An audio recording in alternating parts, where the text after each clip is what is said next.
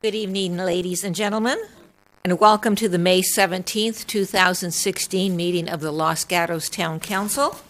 Please silence your devices, and Madam Clerk, the roll, please. Thank you and good evening. Councilmember Marcia Jensen. Here. Councilmember Rob Rennie. Here. Councilmember Steve Leonardis. Here. Vice Mayor Mariko Sayak. Here. Mayor and Chair Barbara Spector. Here. At each meeting, we invite a stellar student from Los Gatos to lead the Pledge of Allegiance. And this evening, I'd like to call forward Vivek. Got that wrong, didn't I? Close enough. Sarkar, come on up.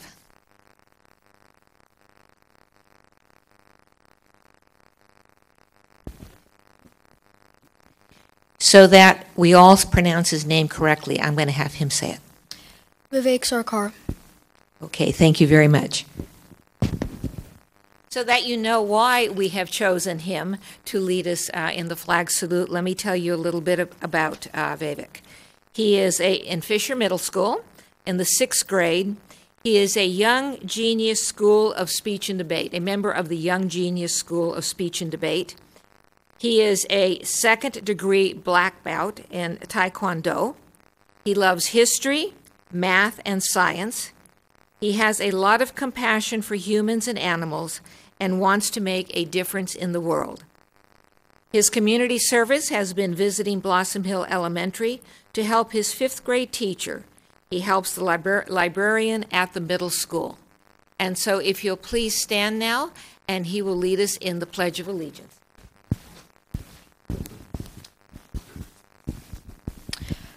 I pledge allegiance to the flag of the United States of America and to the republic for which it stands, one nation, under God, indivisible, with liberty and justice for all. Give him a round of applause.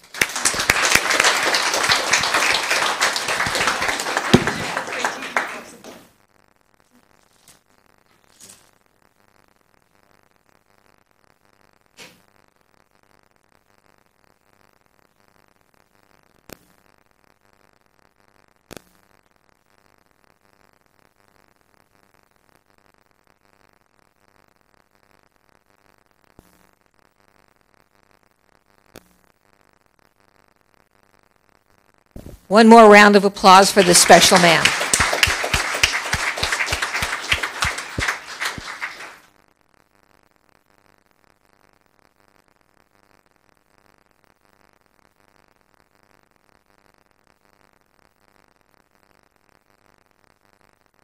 You're getting special attention, I think, from your sister.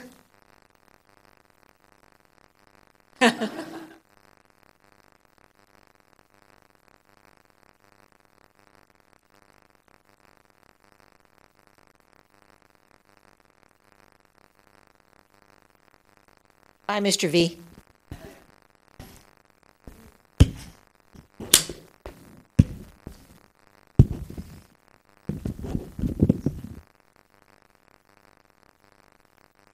Once a month, I have the special opportunity and privilege to honor a business that has been in Los Gatos for a significant amount of time and has served our community extremely well.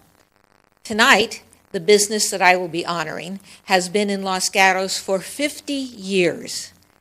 And in order to have the first such business, there had to be actual human beings who had to create a cellar beneath the school that was at University, which is now Old Town. So the old University elementary school, someone had to get down and dig out the place where this business is now located. I want you to join me right now in honoring that business that has been here for 50 years, honoring their this is their 50th anniversary, and the same business has had it for 26 years. Please welcome up the Haupt family.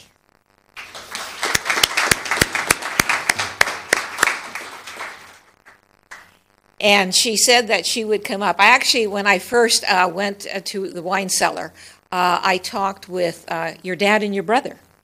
Okay, yes, and so they sent the person that they thought would make the best presentation and speak the best, so that's why she's up here. But let me tell you a little bit about the wine cellar. In 1966, it went into its current location at 50 University Avenue after being dug out almost entirely by hand underneath the University Avenue School. 26 years ago, the Hauk family, Father Larry and siblings Judy and Lisa and Steve, began owning and operating that business. Julie and Lisa had been working at the prior business before they owned it, had been working at the prior business as servers since the 1980s. They have, I know because I live about a half a block from your business, they have a very close family, and they definitely run that business as a close family with some, people who do help them out, don't they? Oh, yeah, okay. Would you like to come up? I know him, and I knew that he would say yes. In any event, the business supports the community, supports nonprofits, supports our total community, and so on behalf of the town of Los Gatos, we would like to present to the wine cellar our certificate of commendation and appreciation. Thank you. You gotta get it. Okay. Hold on. Oh.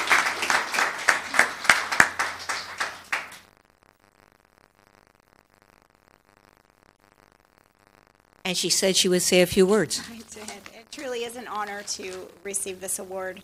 It's been such a pleasure doing business in the lovely town of Los Gatos with all its lovely people for all these years.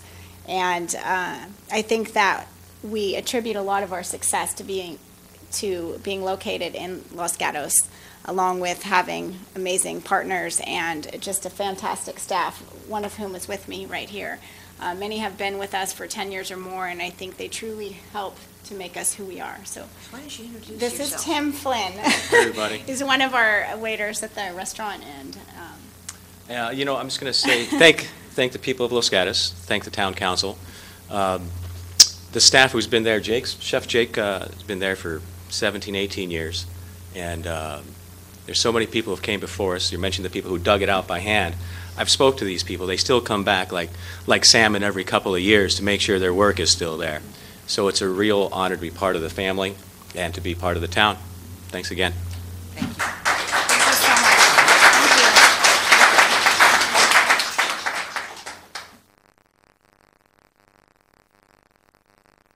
I really like the fact of, about the digging it out. I mean, I'm going to have to take a whole new perspective when I go look at your building again. All right, next we have another honor, and this is the Government Finance Officers Association, the Distinguished Budget Presentation Award. Mr. Steve Conway, come on up.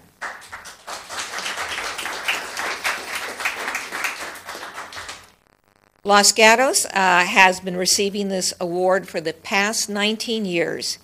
It requires that the accounting for the government entity be proficient in 4 categories: as a policy document, a financial plan, an operations guide, and a communications guide.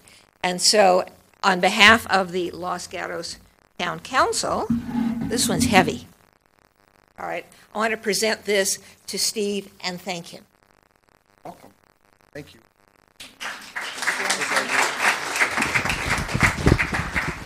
Thank you, Mayor Spector.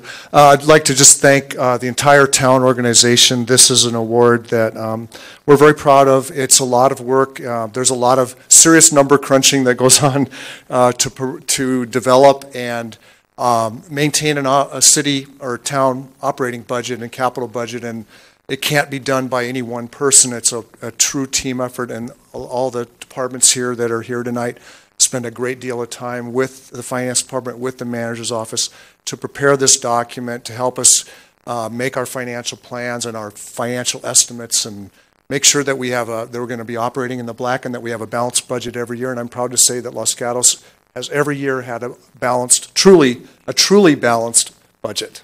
So thank you. Thank you. a truly balanced budget, meaning that, you know, we see how much money we anticipate that's going to be coming in the next year, and we spend against that. So thank you, Steve, very much.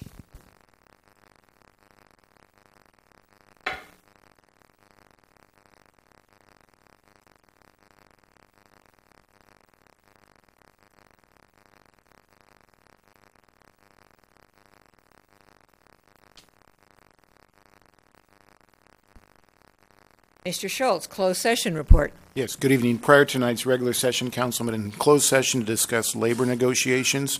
No action was taken that requires reporting under the Brown Act. Thank you. Council matters, starting with Ms. Jensen. I, along with the Vice Mayor, attended a meeting of the Policy Committee. Hopefully, we finalized something we want to submit regarding entertainment, and hopefully that will come to the Council soon. Mr. Rennie.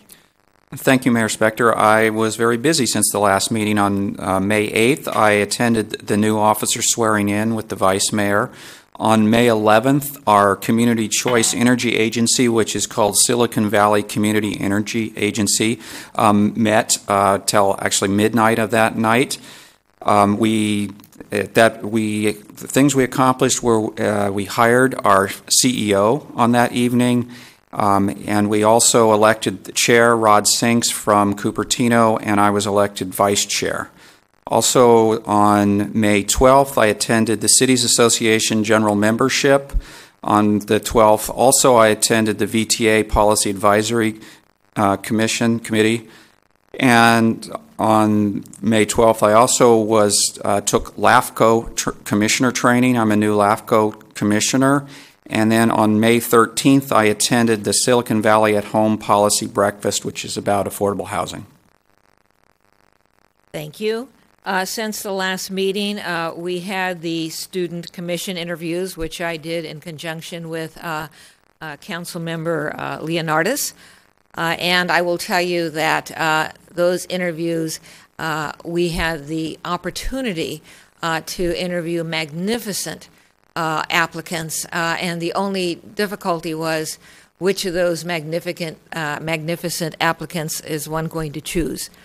And additionally, along with the manager, I went to the West Valley Mayor Managers meeting where we discussed a whole number of topics, including Saratoga's planned traffic analysis, and also we discussed the Los Gatos Youth Commission. Ms. Sayak. Thank you. I have nothing additional to report. Mr. Leonardis.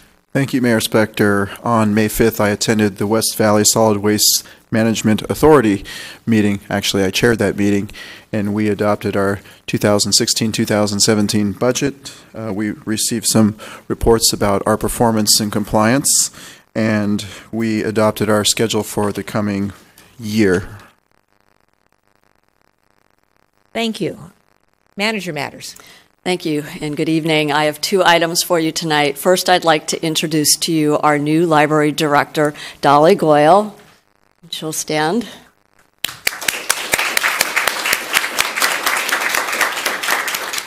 She started with us last week, and she's already right in the thick of everything, so it's great to have Dolly aboard. Second, as you recall, this is Public Works Week, and tomorrow is our celebration over at our yard, our main yard, and the council is welcome to, and the public is welcome to come to the open house in the morning, and the council is invited to join staff for the barbecue starting at around 11:30 in the morning. Thank you. Thank you. Now we go on to our consent calendar, and tonight we have three items on our consent calendar. The way this works is that the council will have the opportunity to pull a matter from the consent calendar, as will the community. If not, all the matters will be handled under one motion. Looking first to the council, does any council member wish to pull a matter? Ms. Sayak. Okay. All right, yeah, you're just right ahead of it. Anybody from the community want to pull a matter from the consent calendar? Seeing no one, We will now have entertain a motion to approve all consent calendar items in one motion. May I have a motion? Ms. Sayak. Thank you. I was eager to make this motion. I will move to approve all 3 consent items, and in doing so, also want to highlight item number 2, which is our smoking ordinance. We heard this, the first hearing was last meeting, but I do want to make sure that those that are watching and those in attendance understand the importance of this. And not only is it one of the most aggressive restrictions in the state, a new smoking ordinance, but it was also created and drafted by our youth commission, which is in attendance sporting very nice gray sweatshirts. And I think that's pretty admirable. And I just want everyone to understand that this was their work and something that we are extremely proud of. So thank you. All right, I'm going to second that motion and those comments. Discussion. Hearing none, all in favor? Aye. Opposed? Passes unanimously. Thank you very much. We now have verbal communications. Anyone who wishes to address the council on verbal communications, please submit a card. I do have 2. First of all, Stanford Stickney. Coming up, you'll have 3 minutes.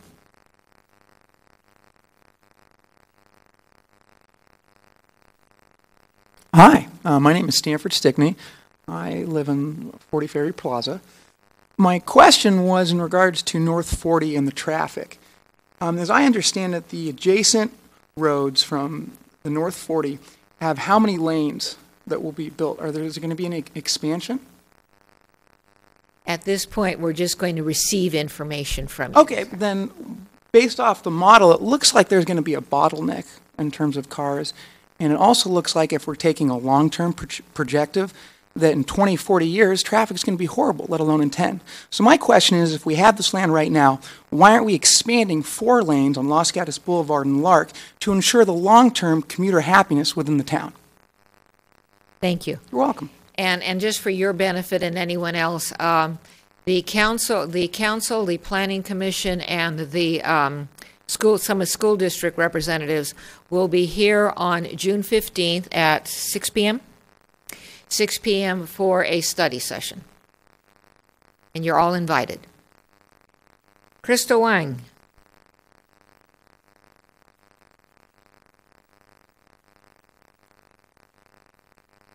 And again, if anyone else wants to address us, and it looks like we're going to do it en masse, please fill out a card.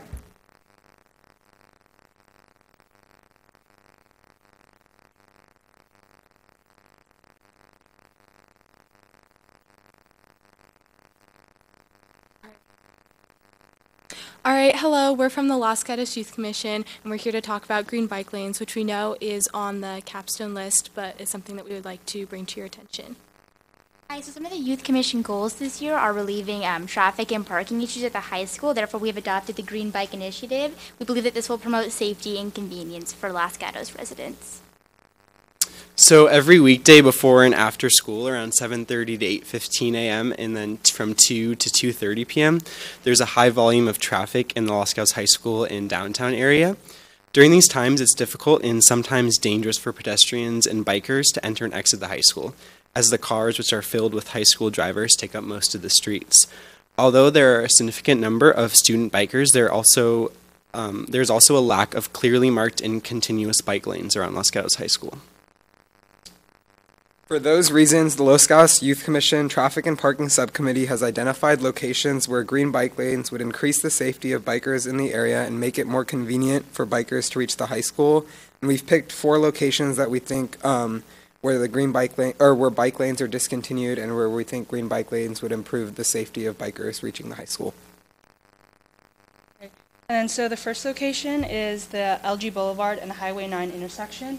And then there, as you see, we have a bike lane, but it's not clearly marked where cars merge to turn onto Highway 9. And then, in addition to that, there's a large volume of merging cars from freeway traffic. And then that's a main pathway for bikers to get to LGHS in the morning and then back in the afternoon. Our second location is Highway 9, which experiences the morning commuting freeway traffic. And as such, there are higher traffic speeds and limited sidewalk access in that area. The third location is like in front of Los Gatos High School, This is kind of where it merges with the congested downtown area, and then there are parked cars in the area that kind of get in the way of the bikers, and then it's not a clear bike path. And then the last location is Los Gatos Boulevard, where it goes up Los Gatos Boulevard into uptown, and then that's where the bike lane disappears, and then again there's a large volume of high school drivers in the morning and in the afternoon. Ultimately, the Youth Commission's goal is to have green bike lanes around all these schools in Los Gatos so that we can make it a safe and easy place for people of all ages to bike. And Los Gatos High School will be a perfect place to keep the green bike lane project going. Thank you for your consideration, and thank you for keeping the youth of Los Gatos safe. Thank you for attending. Any questions? Ms. Jensen. I have a question for whoever this is appropriate. One of your goals was to put a green bike lane in front of the high school, and you mentioned there's parking there. That's now permitted parking for the high school. Do you think it would be a good idea for the town or the high school to eliminate that permitted parking to make it either a clear bicycle zone or a clear drop-off pickup spot? Yeah, we wanted to leave that up to your discretion based on additional studies or whatever new information you may find. That was just one of the suggested areas that we maybe clear up where bikers are allowed or where there is a clear bike lane, or if you so choose, leave it as. Mr. Rennie? Thank you, Mayor Spector. I have a question and then probably a follow-up. So on your picture of Route 9, that was for bike lane, not additional sidewalk. Is that correct? So then my follow-up question is, even with a bike lane, I don't like 9. I ride my bike a lot, and I don't like going across 9. I wouldn't want to send kids across 9, even with a bike lane. So my question would be, wouldn't it be better to not have them on 9, but send them down, say, University instead, if we could find a way to get a bike lane down University? What's your thought on that? So are you, just to clarify, you're saying to completely eliminate any biking path whatsoever down Highway 9? I would de-emphasize Highway 9 and try to send them on other routes is basically what I'm saying. That would be my thought. What do you think of that? Or is Route 9 really important to your whole plan? That was just a problem. That was just like a hole that we found in continuous bike lanes. So that's kind of why we thought it was a problem. If you want to try to de-emphasize biking on Highway 9, then there wouldn't need to be a bike lane there. But that's just a problem that we found as like the current situation right now with our infrastructure. Okay, thank you. Mm-hmm. Other questions? Mr. Leonardis. Thank you, Mayor Spector. I would like to say that I concur with all the areas that you've chosen, so thank you for bringing this forward.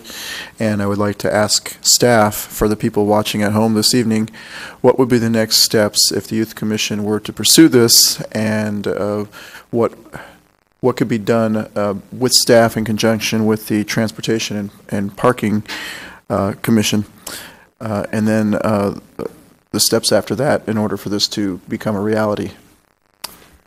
Thank you, Councilmember Matt Morley, Director of Parks and Public Works, and I do applaud the Youth Commission on their good work here. They did work with me ahead of time in reviewing the options that they brought forward and the ideas that they brought forward, and fully supportive of their involvement and their engagement, and hope that other members of the community learn from that and engage as much as the Youth Commission has. We do have several efforts in progress right now, including the bicycle study around schools, which is ongoing. Matter of fact, there's a community meeting going on or ending shortly. But we're also launching a survey online so that the residents can provide input through that survey, through a SurveyMonkey survey, and that'd be a great opportunity for the Youth Commission to provide additional information. I'll certainly connect our consultant with both the broadcast tonight and the youth commissioners to make sure that they're engaged. And then further, and probably even more important, we have a townwide bicycle and pedestrian master plan that is just now getting kicked off. And this is great information that will definitely feed into the hot spots that are associated with that plan in the future development of bicycle and pedestrian pathways for the town. Thank you. And can you tell us how we can do your SurveyMonkey? The SurveyMonkey will be released hopefully by the end of the week, and we'll broadcast that widely through the town's website. and through Nextdoor, as we're looking to get as much broad input as we possibly can. So you'll see the link up on those social media sites, hopefully Friday. Thank you. Yes. I love the problem solving here. Just curious if your subcommittee, do you work with the high school's Safe Routes to School committee? We currently do not, but that's something that to for next year. Okay, and so what I'd love is not only with what you are presenting now, as well as with the smoking ordinance. I know your term is wrapping up for this year.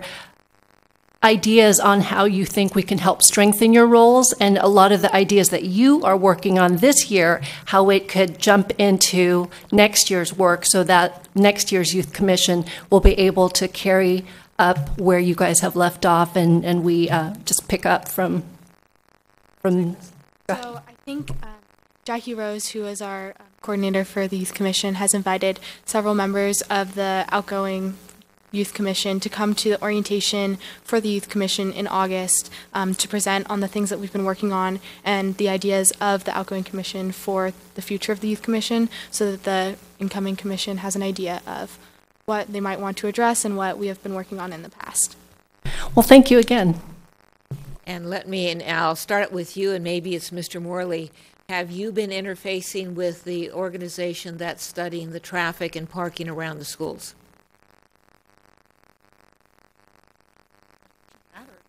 Either one. Whoever has the answer.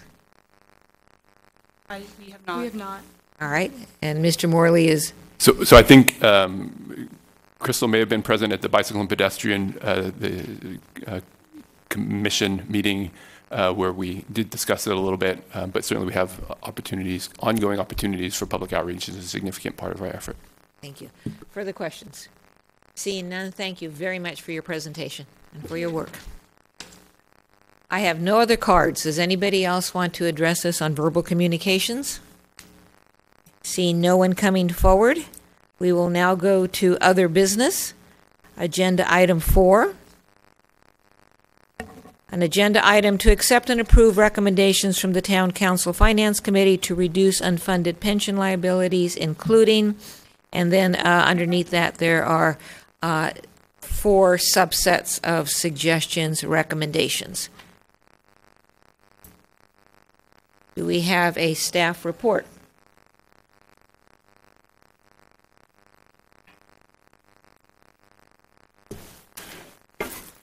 Good evening, Madam Mayor, members of council. I'm Steve Conway, Director of Finance for the town. My pleasure to introduce this item tonight.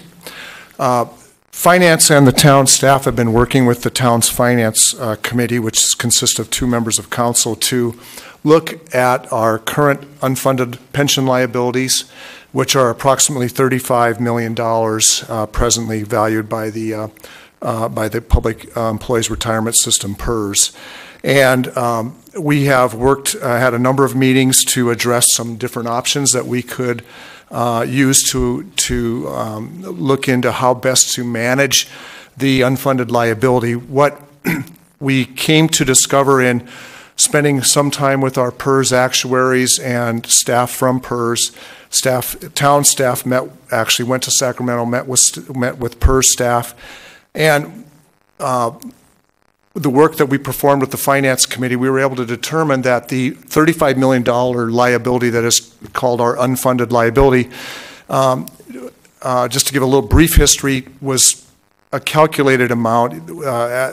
As early as fiscal years 2001 and 2002, the town had no unfunded liability. In the staff report council has tonight, you will see that over a period of a number of years, mostly due to actuarial assumption changes, the liabilities were added year by CalPERS actuaries as they calculated changes in expected life expectancy of retirees, changes in the amount of raises that would be given over time, and other assumptions that the CalPERS staff made.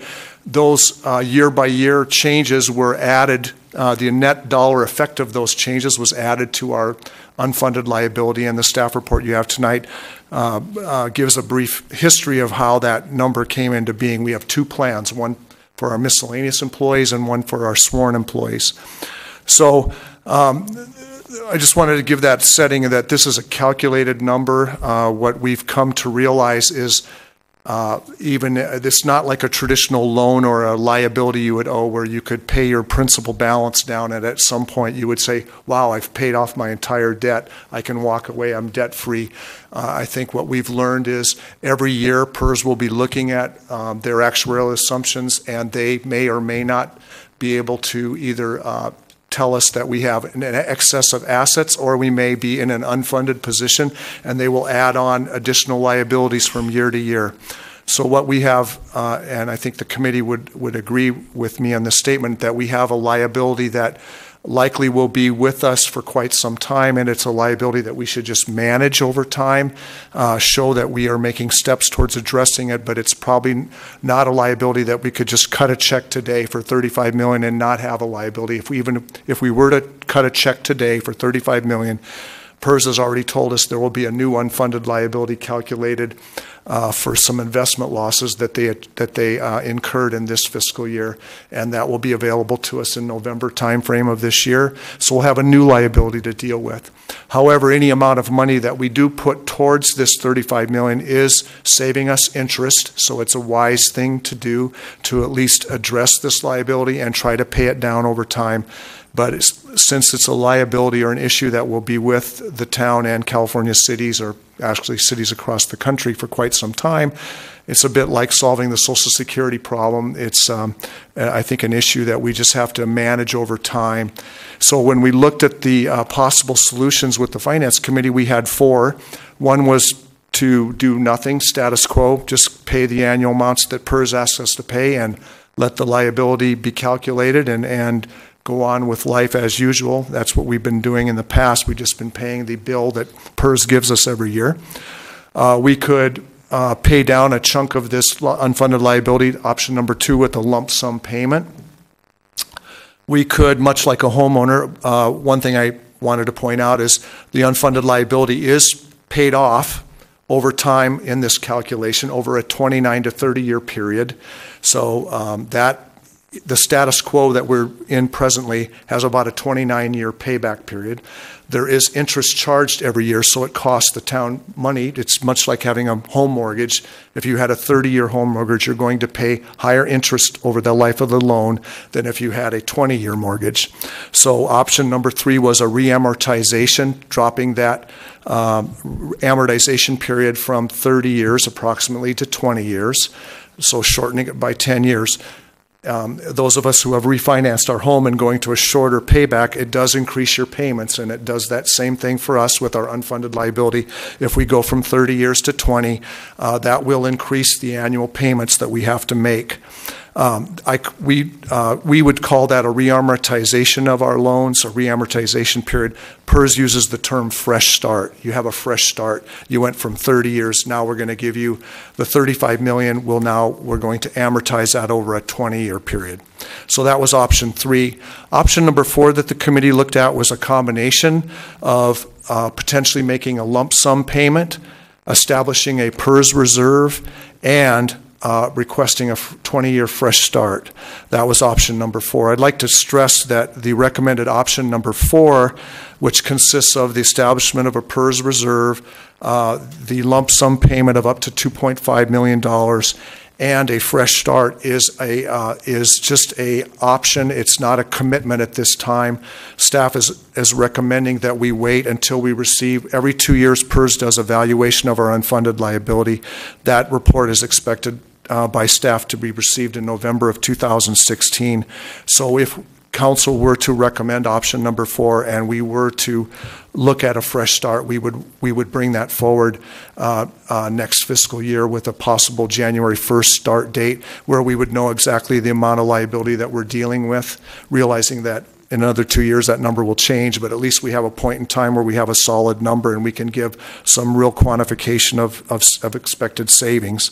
So option number 4 is at this time setting up a mechanism to address. So establishing a PERS reserve, authorizing up to $2.5 million of year-end savings that we have in the bank to be applied towards a lump sum payment, and then ongoing $300,000 change to our reserve policy where we would either use $300,000 a year to make a lump sum, like a principal payment down on the unfunded liability, or put it in the reserve, because if we were to go to a fresh start, and that's not a commitment at this time, but if that was an option council wanted to go with, we would need to put money in a reserve so that the last 5 years of the 20-year fresh start, the payments go up. It's a trapezoidal amortization, and those of us in the audience who know trapezoidal has higher payments in the first 5 years and higher payments in the last 5 years. We would need that money accumulating in the reserve account to make the higher payments in the last 5 years. We've calculated that we wouldn't be able to afford that unless we did that. But I do want to stress that if council wished to examine a fresh start, we would bring that back as a separate item once we get our November report. But if that was not an option, then we would not look at that. We would just examine lump sum or some other solution. Thank you. Ms. Sayak. Thank you, Mr. Conway. So if we were to move forward with the recommended option, my understanding then is we don't need to worry about the details in tonight's budget. That would be something you would bring back with actual numbers in the next budget discussion, correct? Actually, probably before January 1 of next calendar year. Okay. Because we've been talking to PERS, and a January 1st start date, if we were to do a fresh start, would be a logical time to do it for their purposes. Okay. Is there anything that we would need to consider when looking at tonight's budget if we were to move forward with either the recommended option or any of the other three?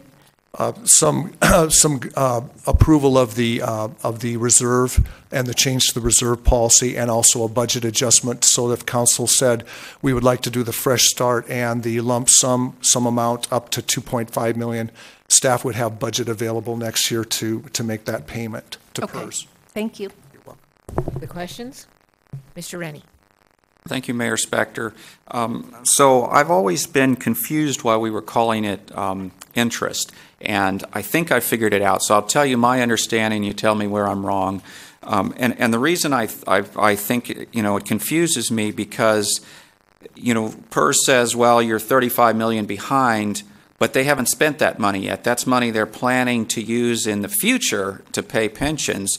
So it's like they haven't spent the money yet. They're telling us we owe money on it. And I believe the reason for that is they've made this assumption that as you're contributing money that's going to be used in the future, they're assuming it's going to make a 7% gain. And since they now don't have enough, they're falling short by the 7% accumulated. So they're going to charge us the money they're short plus the 7% that they are not getting because they don't have that money to invest. Is that correct? That is absolutely correct. Okay. And is the 7% number correct? 7.5. Okay. Thank you for now. You're welcome. Other questions? Mr. Leonardis.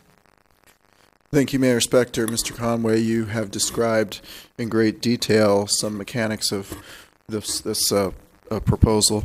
Could you talk about the proposed savings that would be potentially realized if the council were to adopt the staff's recommendation of the up to $2.5 million lump sum, as well as the potential of adding the $300,000 on an annual basis? Yes, we are currently calculating just hard interest dollar savings. If we were to go to a 20-year fresh start, we have estimated that over the life of that 20 years, just the difference in much like taking a 30-year home mortgage to a 20-year home mortgage, we would save in actual cash interest dollars right now projected $4.7 million over that term of time, and that calculates to a net present value in terms of today's dollars of $2.6 million. Thank you. Other questions? Seeing none, now we have the opportunity for the public to address us on this agenda item. I don't have any cards. Does anyone wish to address us? Seeing no one coming forward, I will close the public testimony portion of our hearing and look to the council or questions, motion, discussion? Ms. Jensen. I'd like to make a motion. Okay. And my motion would be to accept the recommendation from the Finance Committee and thank them for their hard work, and Mr. Conway also as well.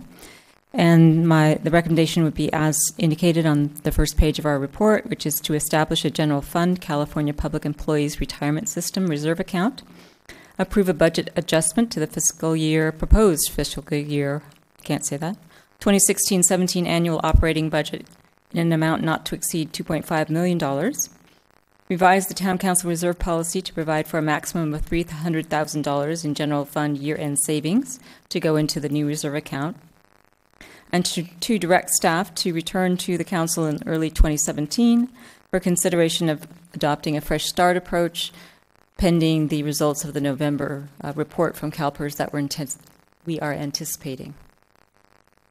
I will second the motion, and Mr. Leonardis and I appreciate the kind words, and we also appreciate staff's working with us. Mr. Rennie. Thank you, Mayor Spector. I'd like to make a comment. You know, I looked through this quite a bit, and I'm not very comfortable with the fresh starts. I can support the motion because it's just, you know, evaluate and bring it back to us, but I'd like to make my comments now about the fresh start. What I see proposed is we do fresh start because we'll pay it off earlier and we save interest. But then because we're worried we can't pay in the later years, we're going to carry, you know, a large balance. They're talking about $6 million, getting up to $7 million, you know, 10 years out. And those are balances that we're carrying, and we make about 1%. I think it's maybe even a little bit less than that. Versus if we paid the money when we had it available, that's 7% we're saving over the period that we would have held it instead. So I realize we're just going to evaluate this, and maybe you can bring back a comparison. I think you just said we were going to save $2.5 million or something using the fresh start. But what if we just went with our, you know, the reason I like the status quo is it doesn't put pressure on us. It allows us to make the, you know, extra payments when we can. If we took the $2.5 million and say put it in sometime in the next 18 months, you know, spread over time so we don't risk hitting the market at the top and it crashes or anything like that, then we would be saving that 7% all the way through all these years versus, say, holding it in a fund for 30 years to finally use when we, you know, need the extra payments on the fresh start. So I think we can save money without giving us the less flexibility of the fresh start option. So I hope that we can, you know, do a little more analysis on that when we bring it back. Those are my thoughts. Thank you. Thank you. Further discussion. Mr. Leonardis. Thank you, Mayor Spector. One of the things which was also discussed at the Finance Committee meeting was a more aggressive pay down should the town find itself in a better financial position moving forward. And we talked about the 30-year status quo, the 20-year as proposed this evening, and potentially a 15-year plan. And I'd like to know if Mr. Conway could speak to the 15-year plan and what kind of savings the town would realize, assuming that we were in that fortunate position. Thank you, Councilmember Leonardis. The 15-year plan would be even more. I don't have that number quantified, but it's significantly, I believe, nearly instead of 4.7 million in hard dollar savings, closer to 8 to 9 million. But once again, we looked at that, and it's just not. It would require quite a change to our service levels because we wouldn't be able to afford. We met with PERS staff, and we looked at the future and said, right now it just isn't. It would be, if we were a homeowner, we'd say we'd like to take our home loan down to a 15-year loan. We just don't have the income to do that right now. So we didn't really think it was viable. But one thing we did think was viable, and PERS is staff was in agreement with on this, is if we had a particular year where we did have significant year-end savings, we could make lump sum payments And as I've said, I really view this as a management plan, like managing the liability, doing our best to bring it down over time.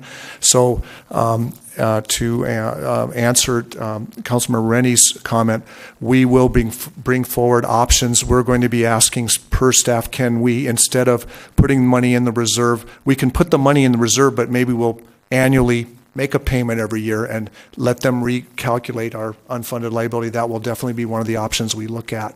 So that may be just as financially viable, and we can show that that has significant savings. So that will be part of our proposal that we would bring forward to council. Thank you, Mr. Conway. Further discussion, Mr. Leonardis. Just an additional comment. So essentially, we're just putting a plan in place to begin to address this issue, which is an issue that is facing a lot of municipalities, and we have plenty of options going forward. But the great thing is that we're finally looking at this and addressing it with a plan, whereas before we were not doing that. We were just paying the minimum payment, which is effectively costing us 7.5% interest.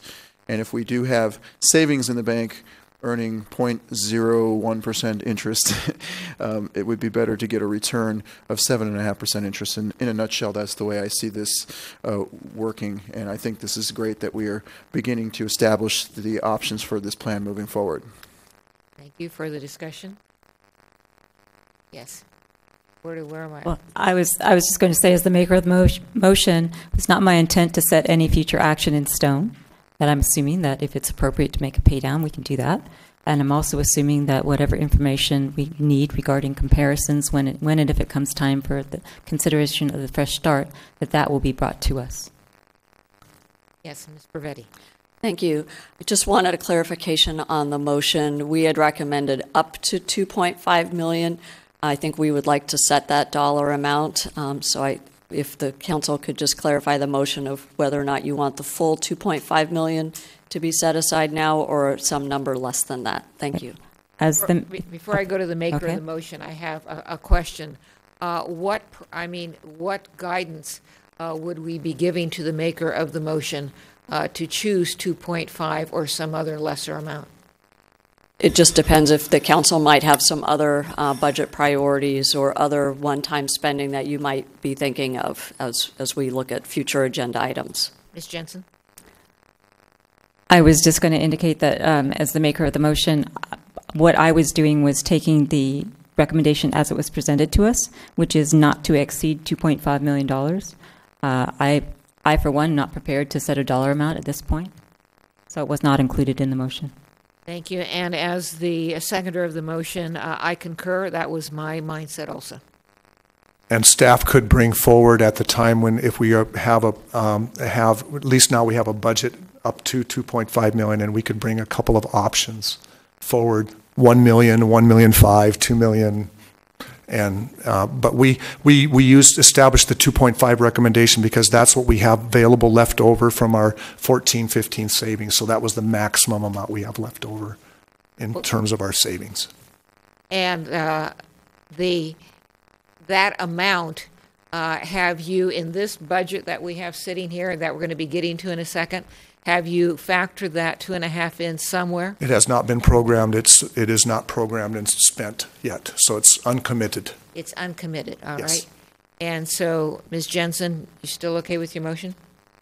Yes, because what I understand by uncommitted is that we've set it aside. We haven't said we're buying anything with it, and so whatever we want up to that is available for use for this reserve. Correct? That's correct. Okay. That's my assumption. And that is mine also. Further discussion? Seeing none, all in favor? Aye. Aye. Opposed? Passes unanimously. Thank you, council. Thank you, staff.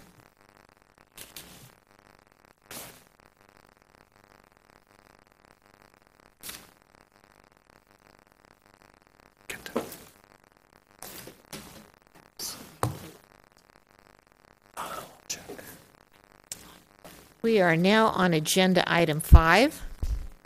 And I see that I have some cards, but if anybody else anticipates wanting to testify, please submit a card.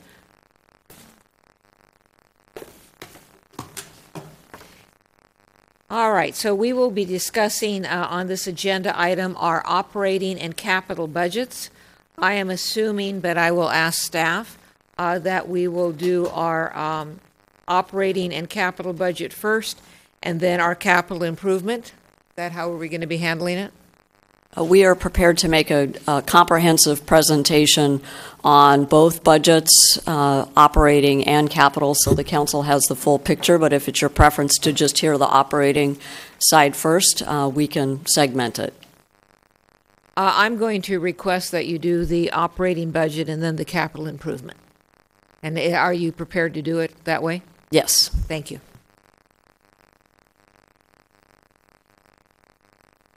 Thank you, Madam Mayor. Once again, Steve Conway, Director of Finance. My pleasure tonight to introduce the operating budget for the town of Los Gatos for fiscal year 2016-17. As part of our efforts to develop this budget, the first step in our budget process is to update our 5-year financial plan. We gave council our plan at mid-year. And at that time, we had predicted a $1.1 million excess of estimated revenues above expenditures. I'm happy to announce that we've revised that with our more recent estimate of this proposed budget, and we think we'll be closer to $1.6 million in savings for this fiscal year. And that was revised upwards $500,000 from our mid-year estimate.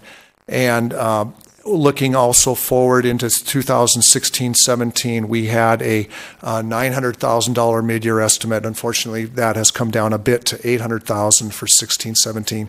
When we talk about that, that means we've plugged in the proposed budget revenues and the proposed 16-17 budgeted operating expenditures, and we have $800,000 of funds that are not appropriated or committed at this time.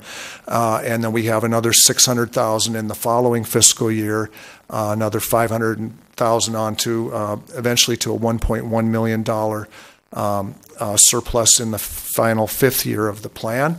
However, these numbers do not reflect any salary adjustments that would occur from any negotiations that are taking place right now.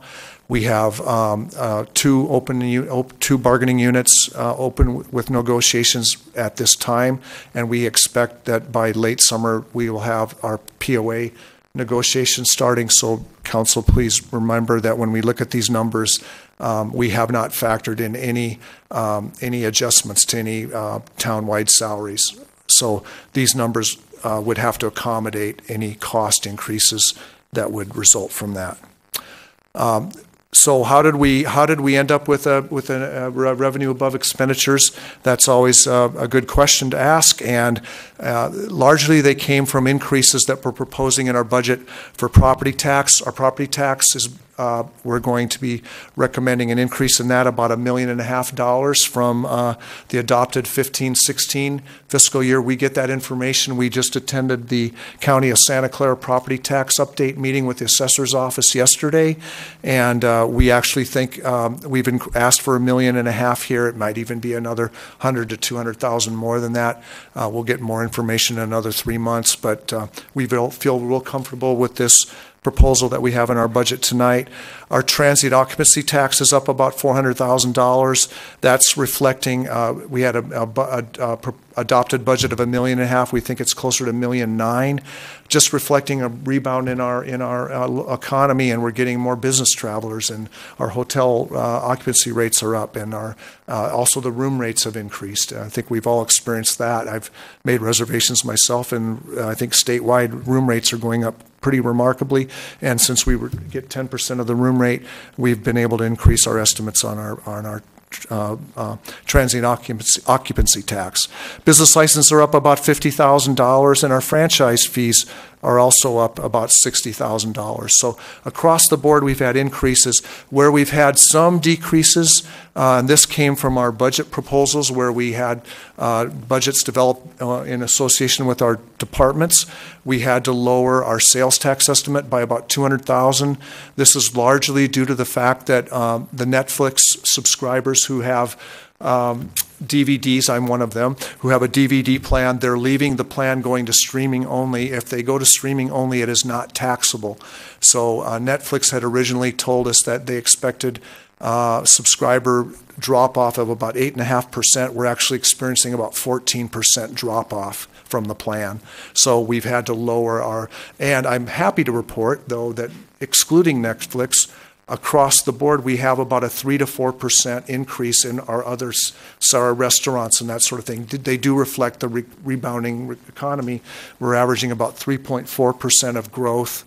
However, that growth is not enough to offset the loss from the Netflix. So we did lower that estimate. And then on our licenses and permits, we had to drop, and also some of in our charges for services. A lot of our bigger development projects, those permits and the building permits and those sort of things associated with that, staff is expecting that some of that larger permit activity is going to be dropping off next year. So we've had to lower our permits and license fees associated with development. So bottom line, though, is that we end up with an $800,000 revenue above expense right now in the proposed operating budget. And our finance manager and budget manager, Gita Ungvari, would like to speak about some of the budget highlights in our operating budget. Good evening, Madam Mayor and Council members. The proposed fiscal year 2016 operating budget in front of you is the town manager recommending comprehensive financial plan to provide services to the town of Los Gatos. The proposed budget is based on the following principles: develop and recommend a balanced budget, maintaining services and prudent reserve. Continue to make progress on strategic priorities identified by the town council, and identify opportunities to enhance service delivery through technology and open government. Regarding the operating revenues, the finance director has already discussed all the financial outlook for the next 5 years, including to the fiscal year 2016 proposed revenues. And regarding to the operating expenditures, non-personal operating expenditure budget were developed based on actual expenditures in prior years and adjusted for fiscal year 2016-17 funding needs. In light of the limited available resources, the fiscal year 2016-17 proposed operating expenditure are conservative and addition primarily limited to non-discretionary or contractually obligated or mandated increases. The proposed personnel budget includes funding the anticipated employee benefit cost increases, retiree health care and pension costs, maintains services, and provides for minimal staffing changes. And as the finance director already discussed, there is nothing included which any potential result for any labor negotiation, which is currently underway or just we are about to start with the third union. So finance department and other staff are available to answer any of the specific questions. And I just want a staff recommendation on this item to the town council consider the town of Los Gatos proposed operating budget for fiscal year 2016-17. Thank you. And so this is the end of the report on this part of the budget? Yes. Okay, so I'm going to go to council and see if they have questions on the operating budget before we get to the capital improvement program. None. Okay, then what, just for Ms. Jensen. So you sort of had a question and an observation, and I think this is for Ms. Pravetti. In the introduction to our budget, and I actually asked this question earlier, but it indicates on page A4 that we actually have an open space reserve. I've never even heard about that before. I was excited to see that we had one. I asked her to look into it. We apparently have about $500,000 in there. And my question was, well, first my observation was, that's great. My next question is, where are we allowed to use those funds? Could we, for example, use them to acquire small pieces of property in the flatland versus out on a trail, for example, to do a pocket park, a community garden, something like that? We were researching the enabling resolution, and I think all we found was the council action that essentially added funding for this purpose, and the general purpose was to implement the general plan's open space element. Thank you. Mr. Rennie. Thank you, Mayor Spector. So I've come up with two questions since I emailed my questions earlier. The first one is on page C3, if you want to go to that page, where we're talking about the funds. So we have, and you can look on the right side and you see the drop in the ABAG self-insurance fund and the workers' comp self-insurance funds. Both are over 20%. And I can't recall, did we purposely drop those because we were taking money out to fund the almond grove? Or if not, why the drop? And are we safe? I believe the ABAG and the ABAG and the workers' comp internal service funds both had adverse claims experiences. We did not use any of those funds for Almond Grove. The equipment replacement fund was the internal service fund that we used where we had some excess. We recommended there might be some excess balances. We're trying to build ABAG, general liability, and workers' comp balances back up to around $2 million over time. Okay, thank you. So second question, if I could. Yes. Probably for Director Morley, and I believe it's in, I don't have the page here, but I believe it's in the operating budget, not in the capital budget. I saw, I think, $215,000 for beach cut-through budget. If that's in operating, I wanted to understand where we were going to spend the money. Mr. Rennie, do you have a page reference? I'm sorry, I lost it. Thank you. I think I can answer the question even without the page number. So there are several projects that we're looking forward to implementing this year leading into the summer, including a change to the intersection at Main and Santa Cruz, where we enhance the ability of traffic to flow through that intersection. It includes pavement markings that we plan to do to help traffic get to the freeways on Winchester, at Lark Avenue, and then again on the boulevard at Highway 9. It also includes the pilot of a closure of South Santa Cruz to allow us to sort of simulate the closure of the on-ramp to Highway 17 at that location on one of our busy beach days. So is some of that capital improvement then, or is it all considered operating budget? It's in the capital budget. Okay, thank you. Further questions? Ms. Sayat. Thank you. I'm not really sure who this would go to, but I'm looking at your third bullet of mandated increases. And one of the things that I noticed, and I hear it time and time again, storm drain funds. And this is another area where we spend resources, but we don't necessarily get them reimbursed. But one suggestion that was in the capital improvement actually was to increase the fees. How do we begin that discussion so that we can be more of a cost recovery in areas that we start to identify that we're deficient? Yeah, and this is a huge item happening really statewide, but particularly in the Bay Area. As you know, we are under a permit, a region-wide permit, that mandates that the town do certain things to ensure good water quality for our community. Unfortunately, it is not a reimbursed activity from the state. It's an unfunded state mandate. So one of the items that we were actually just talking about this morning is we need to develop a work plan to figure out a cost recovery mechanism, and we would likely come back to the council in the fall with a proposal or some options. We may also ask for a little bit of bridge money, because while we've anticipated what some of those costs are for this year, if we don't find a solution, then we're going to be in the negative. So we really do need to bring this forward with a specific solution. And Director Morley is really our expert in this field and may wish to add a little more. Just briefly, we are cost recovery on the development side, so as new developments come in, they are able to manage the stormwater so that we're complying with our permit from that perspective. And those permits are cost recovery, including, for instance, ongoing inspections that are now required as the legislation gets stricter and stricter.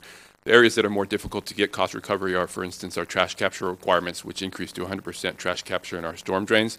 So you can imagine that capturing all of the debris that is in our storm drains becomes quite an effort, and we're supposed to capture it before it gets into the creeks, and that's not something that's easily targetable to individuals or to a revenue source. So that's the difficulty that we face. Ms. Sayak.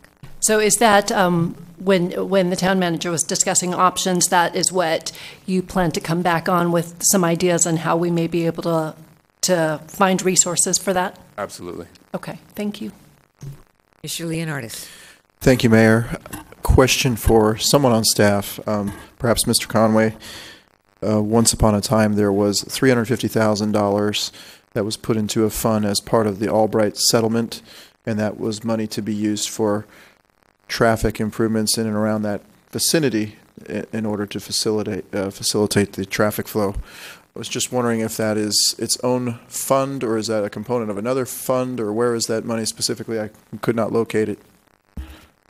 I can answer the question that it's actually it's an account. It's a fee that was it's a revenue to the town, and then has been earmarked for. And I'll let the Director of Parks and Public Works, Matt Morley, speak about its intended. We have plans. There is definitely intended uses for that. So it's not in a separate fund. It's in an account, but we're tracking it. Mr. Morley. When it's paid. I believe it's not been paid yet.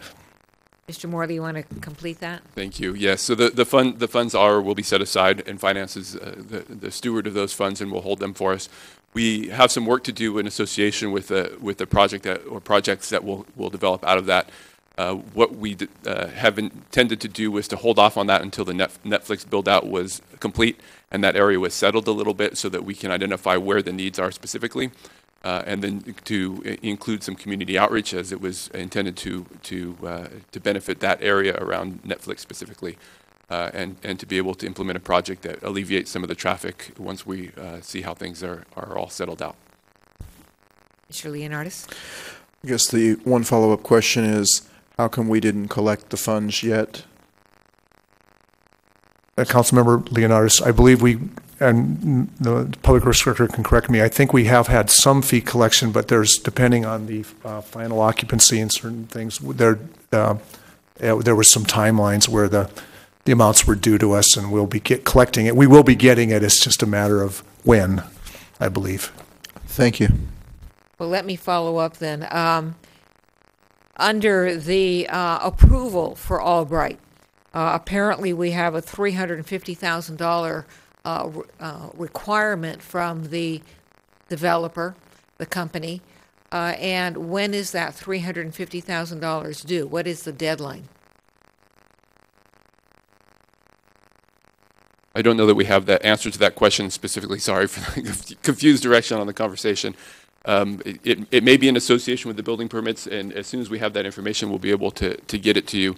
But it was, I believe, a stipulation of the agreement coming out of Netflix. So we do have a set timeline on that, and are tracking it and ready for the implementation.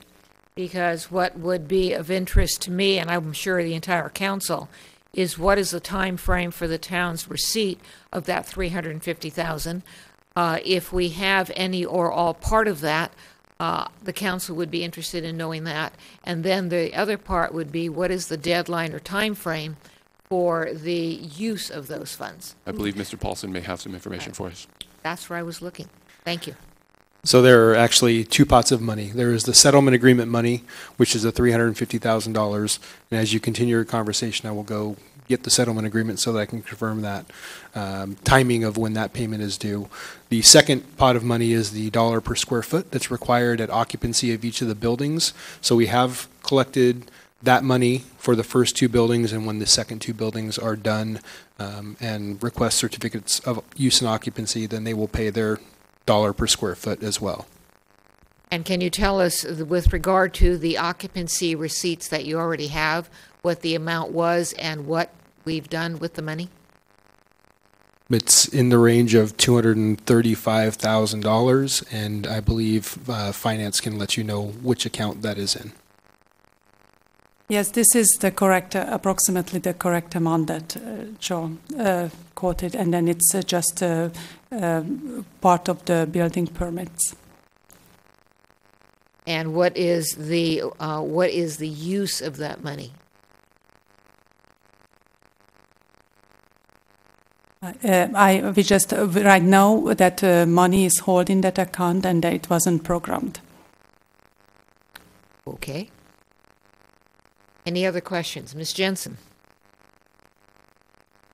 A question and/or concern, and my page reference is A-5, the bulleted paragraph that is titled Police. And I'm not sure who the proper person to answer this is, but in the middle of the paragraph, it indicates that the part-time community services officer will be eliminated from the community development and police department's budgets due to lack of nighttime complaints. So I guess I have two questions. One, is this the part-time code compliance person that we put on to take care of the downtown? Yes. And if so, this council person would not want to have that position eliminated. I'm happy that there was a lack of nighttime complaints, but I have to believe it's in part because the council and the community and the business owners have done a better job, but also because there's an available person to talk to. And taking that person away, I would be willing to bet a lot of money that the complaints will resume if there's not a person that is a contact point for this. So I'm concerned about eliminating that position. And if it is the will of the council, when you're ready to make a motion, you could ask us to add that back in, and then when you adopt the budget in June, this would be accounted for in the budget and the position would remain. It was a temporary position. I think we would recommend that it be part-time. So it would be helpful for our budgeting is if you'd like to continue it as another pilot for another year, or if you're seeing the value and would like it to be an ongoing service that the town provides. So that's something for your consideration. But we anticipated that this might be a service that you would want to retain, so we're prepared to make those adjustments. Mr. Schultz.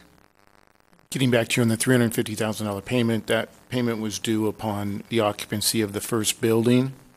My understanding was that it was paid, but we certainly can look into that immediately, and if it hasn't been paid, then request that payment. But I thought, my recollection is that it was paid, so we'll have to look into it. But it is already due because there is occupancy of the first building. Thank you. And for this council person, when the budget comes back to us, since we don't have the information now, I would like to know, has the $350,000 been received? Has it been spent, or is it in some kind of a limited use account? And also the same information with regard to the occupancy payments. Mr. Rennie.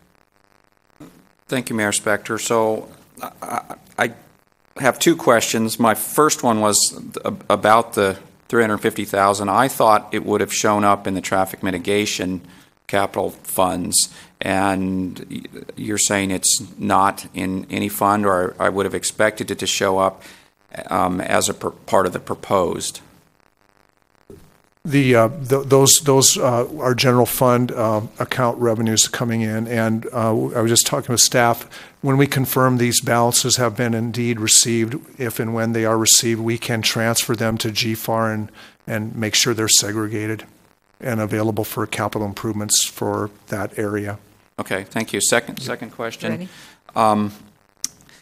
So I'm assuming we're going to probably get a motion about the part-time compliance person. I wanted to understand from staff why we thought they're not needed. Are they not getting any calls? How did you come to the conclusion that they weren't needed?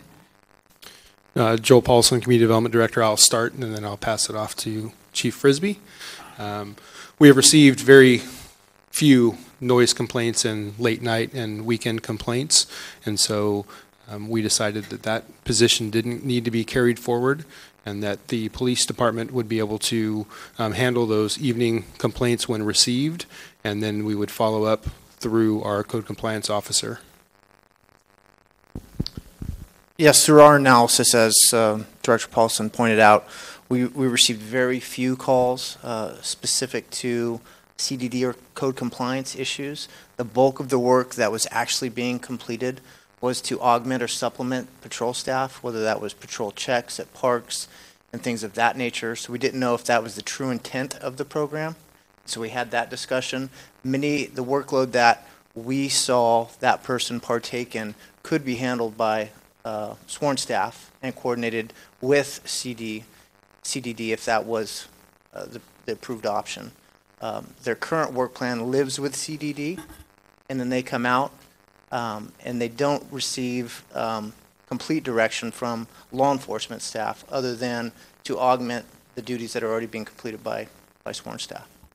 If I could follow on. Is there any? So then I guess, again, for Mr. Polson, probably, Director Polson, if the person's not getting any calls, what are they doing? Reading the newspaper, or do they have other work that can get done? They are assisting police staff.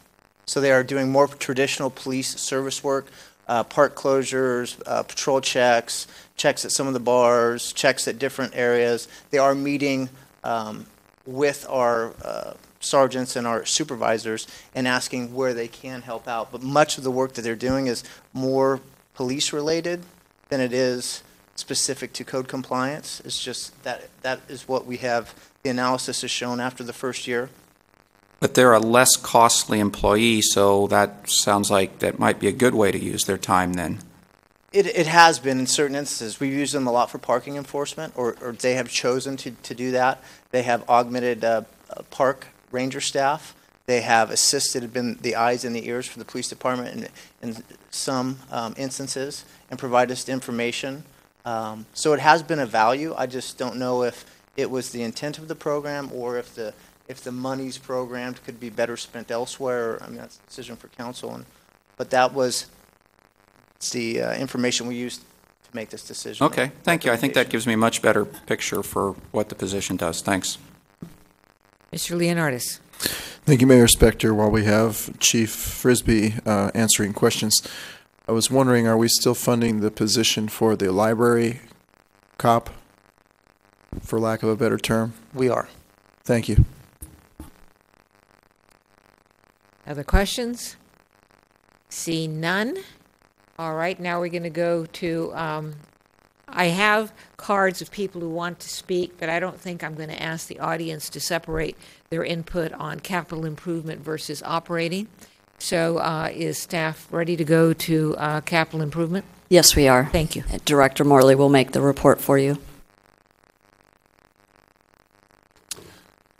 Good evening. So a concise report for you on the CIP budget for 2016 through 2021. The CIP development process included several steps, including an analysis of council core goals and strategic priorities that you provide to us on a routine basis. Our current and scheduled projects, so we included a look at what we have in the pipeline already. Our priorities are matched to our available resources, such that if there are projects that we would like to get done, but there aren't dollar resources to address them, they fall into a category and a list that we keep that's unfunded project list. And finally, we do take our project and our CIP to the Planning Commission for review. They were able to do their review and endorse the CIP for you within its compliance to the general plan, as is their role. In terms of the 5-year CIP, it approximates about $43 million over the course of those 5 years. The proposed 16-17, the next fiscal year's proposed CIP is about $28 million. Of that, there's a carry forward from existing projects of about $15.8 million and new funding that we're bringing forward in the area of $12 million. This includes the transfer to fund the Almond Grove project.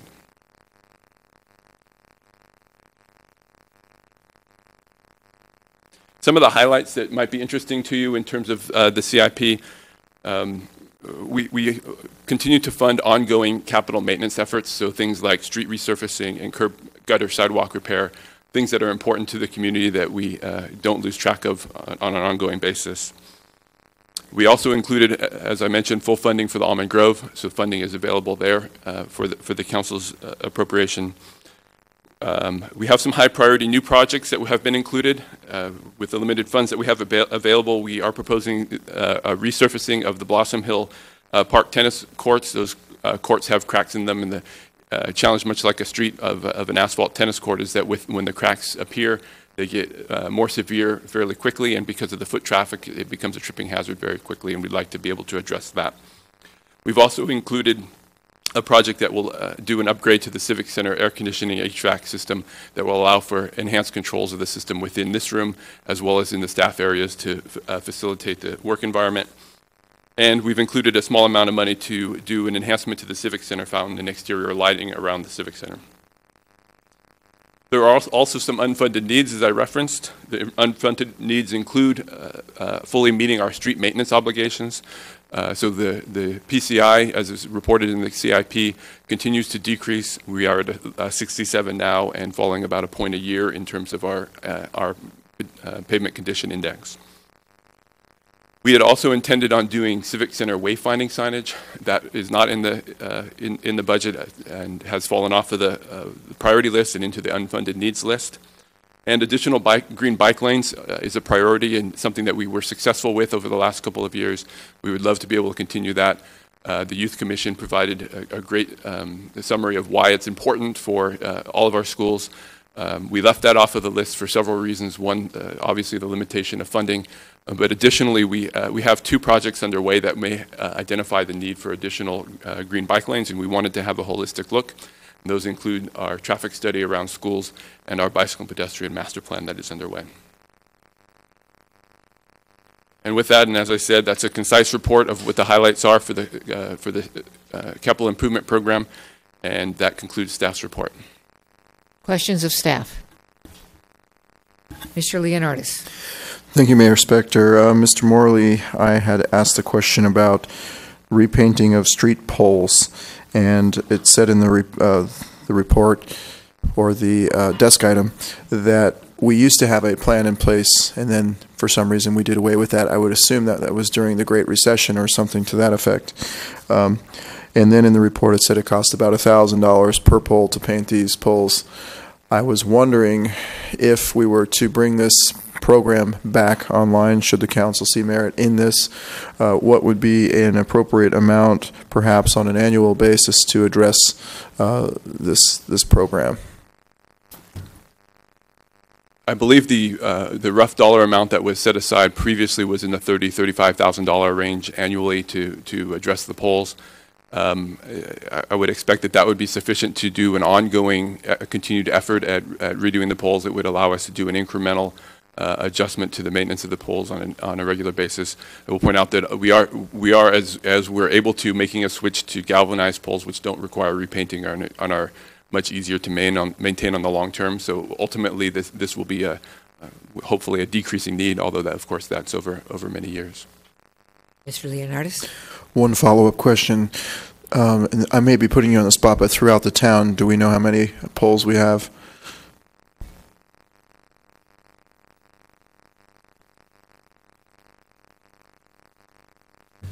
We do have a project to relight the poles, and let me see if I can pull that number out real quick here.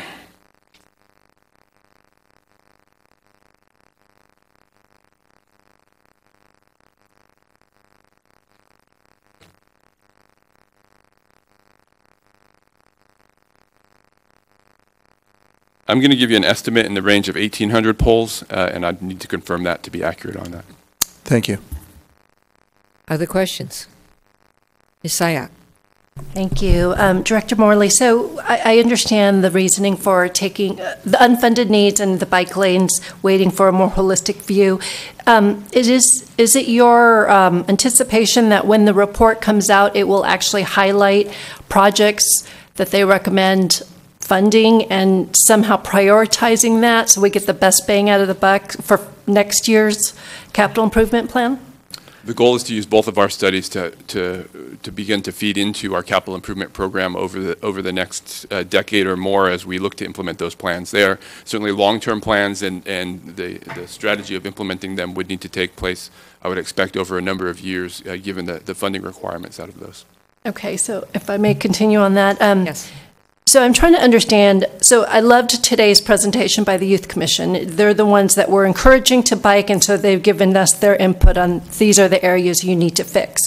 How do we ensure that that gets captured? They're going to talk with the consultants, that gets put forward in the plan, and then in a future budget review, we would look at setting aside funds for that, correct? That's correct, yes.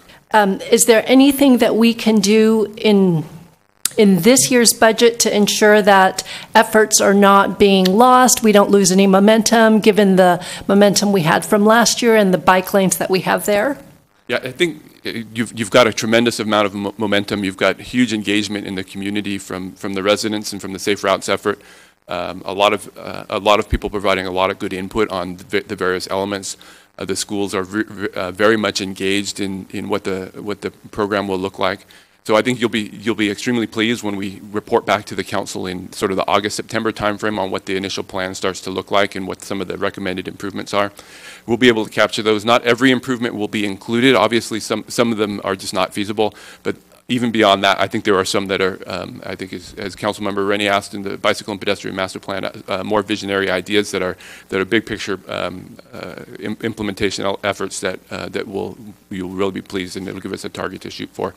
In terms of the input that the Youth Commission provided, we're definitely committed to gathering that input. I've asked the consultant to provide an appendix to the report that provides the various different input ideas that they received, so we're able to track that and to see where the input was provided to us.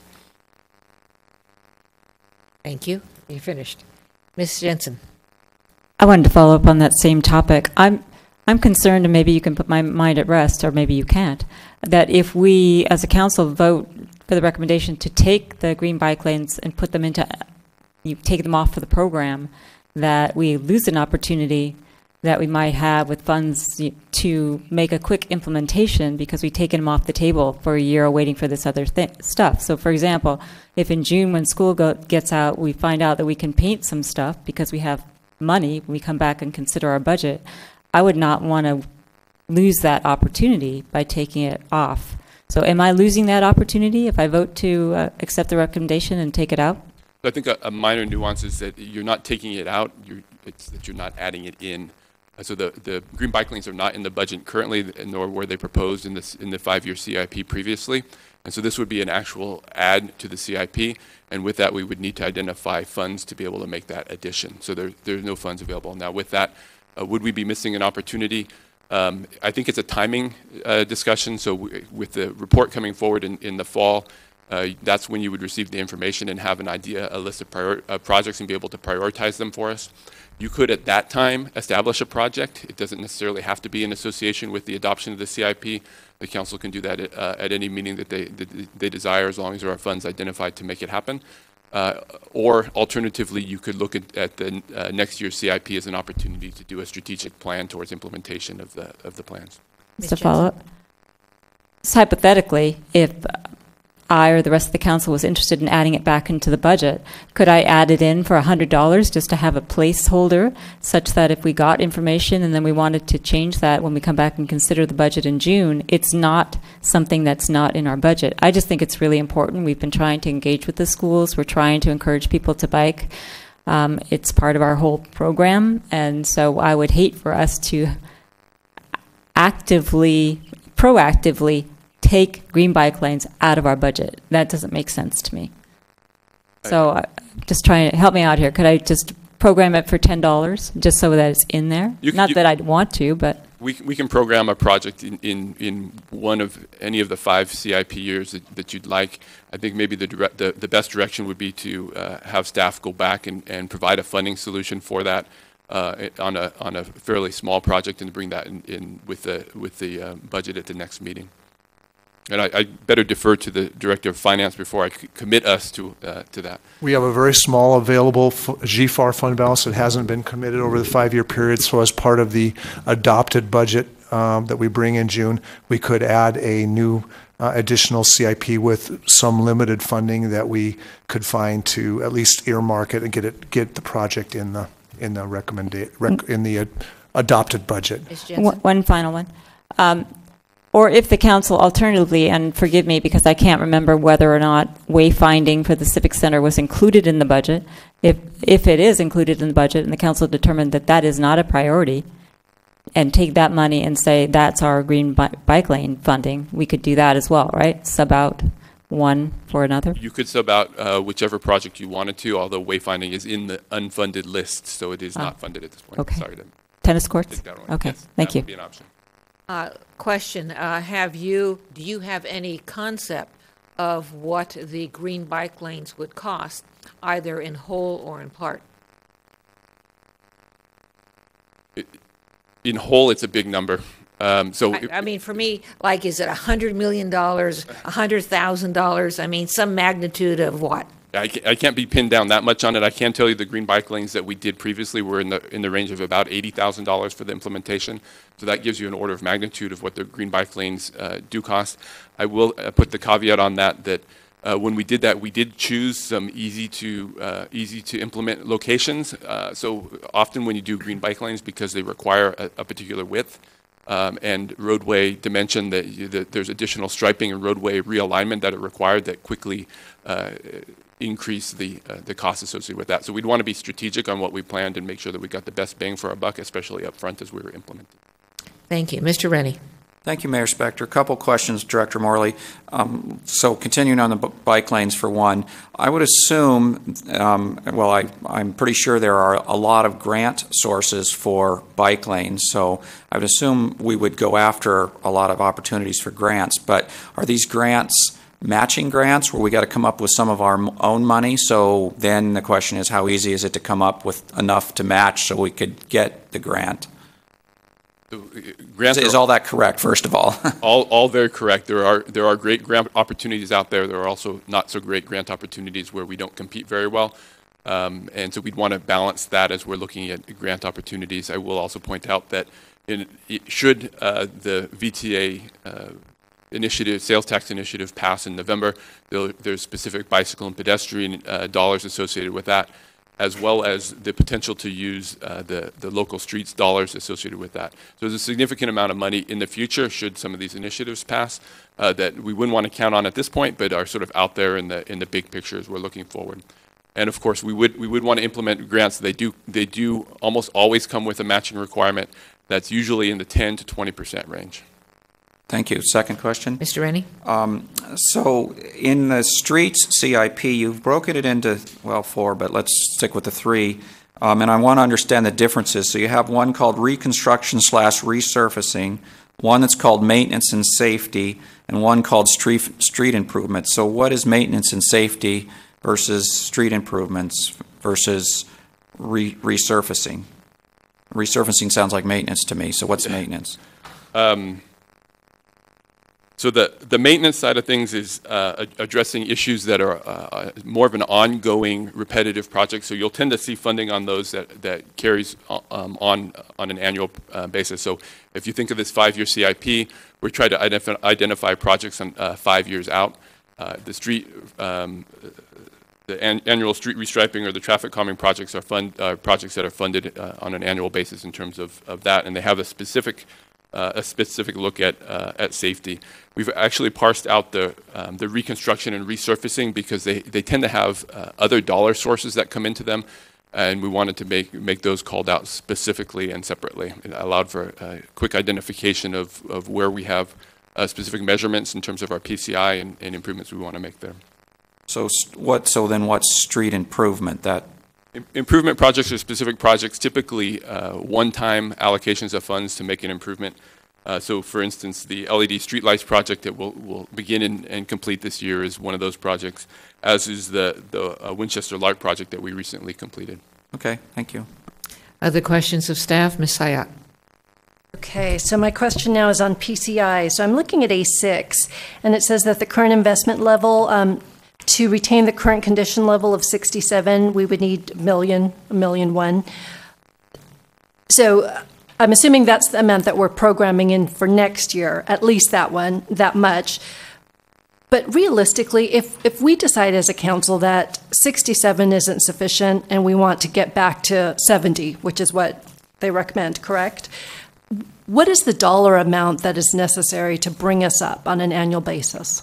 So I'll give you a quick summary, and I'm going to ask Lisa to help me here with the numbers. But the first one is that we're investing about $1 million a year now in our street maintenance. We need to invest about $2 million just to tread water in our street maintenance. So we're a little bit shy of where we need to be in terms of staying at that 67-point level. And then to grow a point a year beyond that, we need in the $3 million annual to $3.5 million annually to maintain a growth that would help us grow back to the 70 plus in that range. Yes. So you mentioned that we're a little shy of that. We're a little shy of that this year. That's correct. We have not done any adjustments to the street maintenance program this year.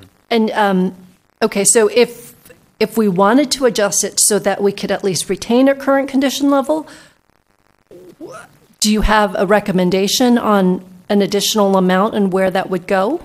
We would need an addition, in order to maintain our level, we would need to reach the $2 million total annual funding level in our street maintenance project. And that would go, that's a specific identified project. We're actually beginning this summer, so we'll start that project now. Right. You remember the discussion on that one. Mm-hmm. And so we need to add into next year's project in order to make that happen. So that's the project that would go in, and it would be let next, about sort of springtime next year for summer construction of next year, and that would be the beginning of our climb back. So then would we have to do anything in this year's budget If you'd like to set aside some funds to get to that point? Yeah, so if you'd like to get to the point where we're treading water or holding at 67, then we would need to add another $1 million into our street maintenance budget. Tonight. Okay, thanks. Further questions? Mr. Morley, remind me about the Charter Oaks project. Specifically, was there, I seem to recall that there was flooding this winter. Was there, and what, if any, impact would the Charter Oaks project have on that? Were there any problems with Charter Oaks? I seem to recall that there were. Yeah, so the creek on an annual basis floods, not up to Charter Oaks, but at the Los Gatos Creek Trail floods at that location, and we end up detouring folks up onto Charter Oaks to get around the flooded area. On page D28, I believe, of your capital budget is a program to begin implementation, or to begin to solve that program. We had set aside $30,000 roughly, to begin the study and the design of a solution for that particular location, the Creek Trail. Thank you. Further questions? Ms. Sayak. And I always get confused with this. I always thought that this was something that was a community benefit that was part of Albright to reconstruct this. It is not, or it is? That is not a community benefit. We moved away, the town moved away from the community benefit idea and into the direct terms of the settled agreement on the Albright. And I need to correct myself on the design. We had initially put a $30,000 project aside for that. If you'll notice on page D28, that is an asterisk project. We used the $30,000 associated with that to make up the difference on the Almond Grove portion of the difference in the Almond Grove project. So that project has been put on hold, and the recommendation tonight is to use that to make up the roughly $2.1 million that we need for Almond Grove. And that would come from our own funds, so? This is general fund dollars, GFAR dollars, yes. Okay, thank you. All right, let's go back to Charter Oaks. I do understand that there is a proposal with regard to the use of those funds, and it goes to Almond Grove. But that hasn't, we'll be deciding that tonight, or at least within the next month. But the question for me would be, is there, even though we don't call it a community benefit anymore, was there any money that was coming from the Albright settlement or the Albright development that could or would go to the Charter Oaks flooding situation? There were, to direct the answer towards the source of funds portion of your question, there were two sources of funds, as we discussed a little bit ago. One was the dollar per square foot, or the amount of money per square foot that they're providing.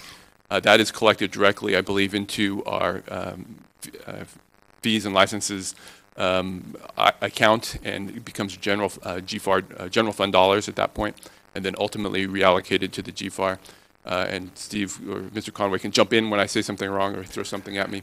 I will jump in right now and say that we just confirmed that we will, as part of the adopted budget, we'll give a little recap, but I'm happy to announce, I'm 60 years old. I just didn't remember. We actually collected the money and thankfully put it in a deposit account. So it hasn't been spent. It's in a deposit account segregated on its own. It's not going to be commingled with any other funds. It just hasn't been programmed yet. And this is the 350, correct, Mr. Conway? Yes, correct. And Both of them. Let me follow up. I understand that it hasn't been programmed, but is there anything either in the settlement agreement or in the development that establishes parameters as to what the money can be used for?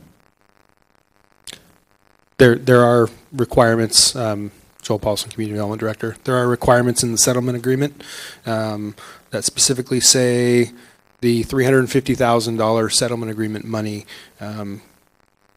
shall be used for projects related with a high priority to traffic congestion and to benefit the Los Gatos community, and they shall be expended within proximity to the project. So those are the three links to the $350,000. There are no links to the dollar per square foot dollars, which will be up in the range of $485,000.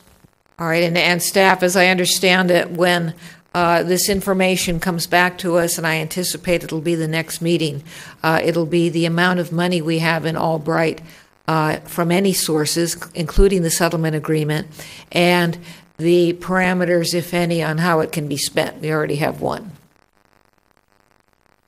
So since the other money is our regular square foot money, it's $240,000 that's been collected so far. That's been set aside. The only commitment to date is regarding our CIP manager. A portion of that money is funding that staff member. We can get that specific dollar amount for you for the June meeting. Thank you. And also, if you could just at that same time, I would ask that you said that's part of the money. We're going to be getting more money. If you could just make sure that we, all five of us, know what's coming in and what are the limitations, if any. We will. Thank you. Thank you. Mr. Leonardis. Thank you, Mayor Spector. Mr. Morley, there's this pedestrian footbridge, the Children's Art Project, and I was wondering what would be the estimated cost to complete that once and for all?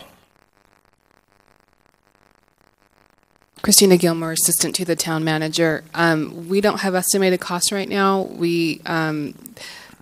There are 160 semi panels on the bridge. I believe there's only been about 30 to 40 that have been completed. So staff hasn't had the opportunity to figure out estimated cost to complete the whole bridge at one time. But that is something that is on our work plan, and we will be coming back to council at a future date with some information on that.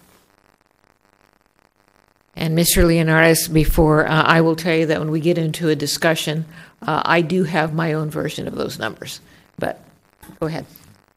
Thank you, Mayor Spector. Ms. Gilmore, would it be possible to have that information prior to adoption of the final budget in June? We can certainly provide that information then, yes. Thank you. Further questions?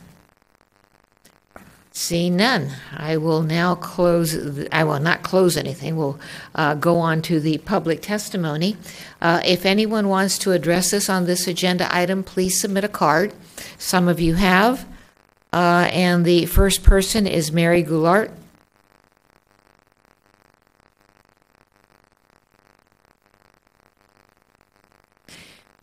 When you're called, if you come up front, give us your name, and you'll have 3 minutes.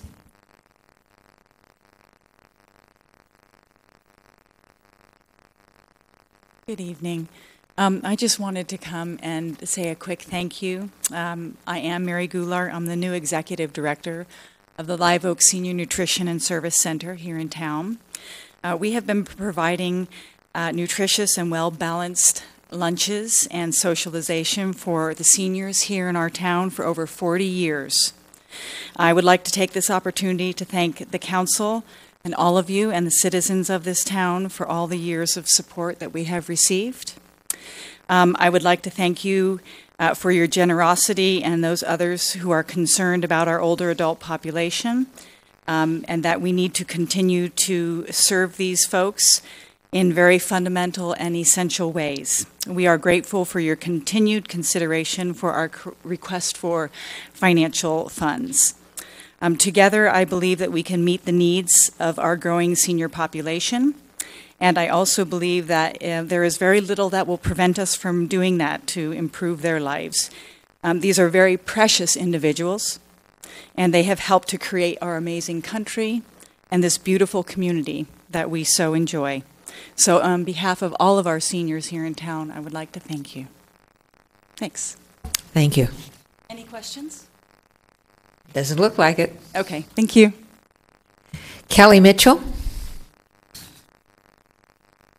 And Kelly will be followed by Tom Precoe.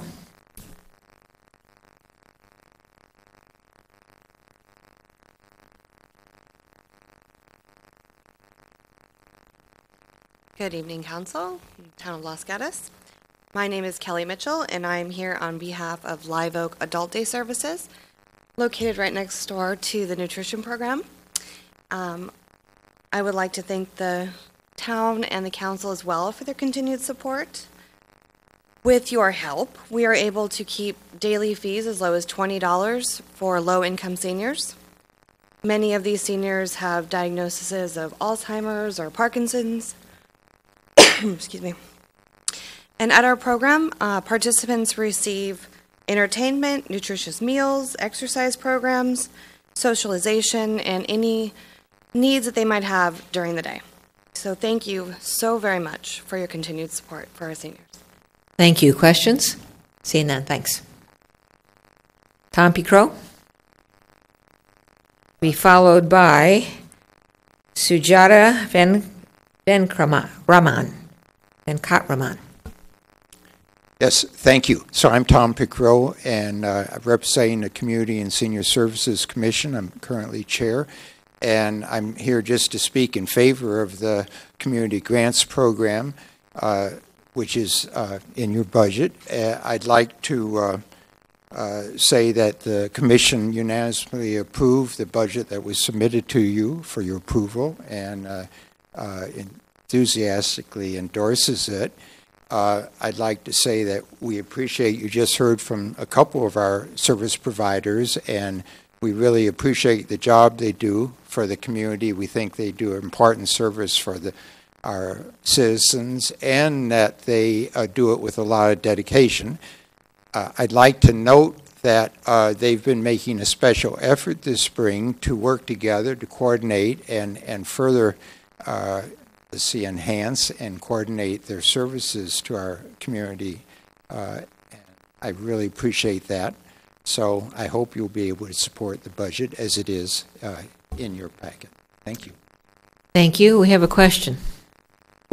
Thank you, Mr. Precoe. One of the items that we had asked when your commission came forward last time was that the increase in $10,000 would be acceptable if you and the other commissioners felt that there was a direct value added to Los Gatos residents. And I'm assuming you and your commissioners feel that comfort, and that's why we have the $100,000 proposal? Yes, that's correct. Specifically, we were interested in increasing the case management support here within Los Gatos, and in discussions with West Valley Community Services, they have pointed out that in their budget, that is, their increase was for that purpose, for the town, in the town here. And I think one of our other speakers may speak to that here in the public comment. But that's our understanding, and that's why we support it. Other questions? Seeing none, thank you. Sujata Venkatraman. Thank you, Mayor. Thank you, Vice Mayor. Thank you, Council members. My name is Sujata Venkatraman, and I'm from West Valley Community Services. I'm the Associate Director for Stability Support. We thank the town and the council and staff in supporting our CARE program. It provides coordinated assessment, case management, and basic needs to low-income and high-risk families in the town of Los Gatos. Like Tom indicated, we are working really closely together with all other service providers in creating a system of care where we are looking at gaps and the expertise and bringing together all the providers together to meet the need. And I think this year that would be something that we will be able to enhance along with the case management that we have been providing. Another update that I wanted to give is we had talked about creating accessibility for our clients who are currently accessing services and who have to come to Cupertino. We were awarded a mobile RV or a bus, which can be used as an office and a food pantry. So we're really looking at creating accessibility by having mobile case management and a mobile food pantry so that residents don't have to come to all the way to Cupertino to access those services. So thank you. I have a question. With regard to the mobile food pantry, and I know that this is something that's new on your agenda there. What is your sense of the people that the seniors that you're trying to help having a mobile unit drive up to their home? So, I mean, we're not looking at driving up to the home. We have to work with service providers, where it will be easily accessible. We have talked about that. A lot of our clients do feel that, if they come to a food pantry, their neighbors know about it and they want to be discreet. So it's not going to be out in the open, but where clients need it and where the access can be, we can do that. So it'll be working in conjunction with the staff, with the service providers, and also with the residents to find out what will be the best way to provide that service. That's an option available. Thank you. Further questions? Being none, thank you, ma'am. Thank you. Bernadette White, it's the last card I have. If anybody else wants to speak, please submit a card. Ms. White. Thank you, council members and mayor, for allowing me to come out here tonight. My name is Bernadette White. I'm the Development and Communications Officer with Nextdoor Solutions to Domestic Violence. And on behalf of the agency, I would like to say thank you for your support of Nextdoor Solutions through the Community Grant Program. For 45 years, Nextdoor Solutions has served Santa Clara County, and it's because of the support of organizations like the town of Los Gatos that we have been able to provide those services as we're meeting our clients at that moment of crisis and moving them along a path to safety, stability, and ultimately self-sufficiency. In Los Gatos last year, we served 52 residents. And just last night, one of 11 support groups that we offer in Santa Clara County met here in Los Gatos at St. Mary's Catholic Church. So we are very thankful for all of the support from Los Gatos, and we look forward to continued support too. Thank you. Questions? Seeing none, thank you. All right, I have no other cards. Seeing no one coming forward, I will close the public testimony portion of our hearing and look to the council for questions, comments, motions. I would suggest and ask that our motions be divided between the operating budget and the capital improvement budget. Ms. Jensen.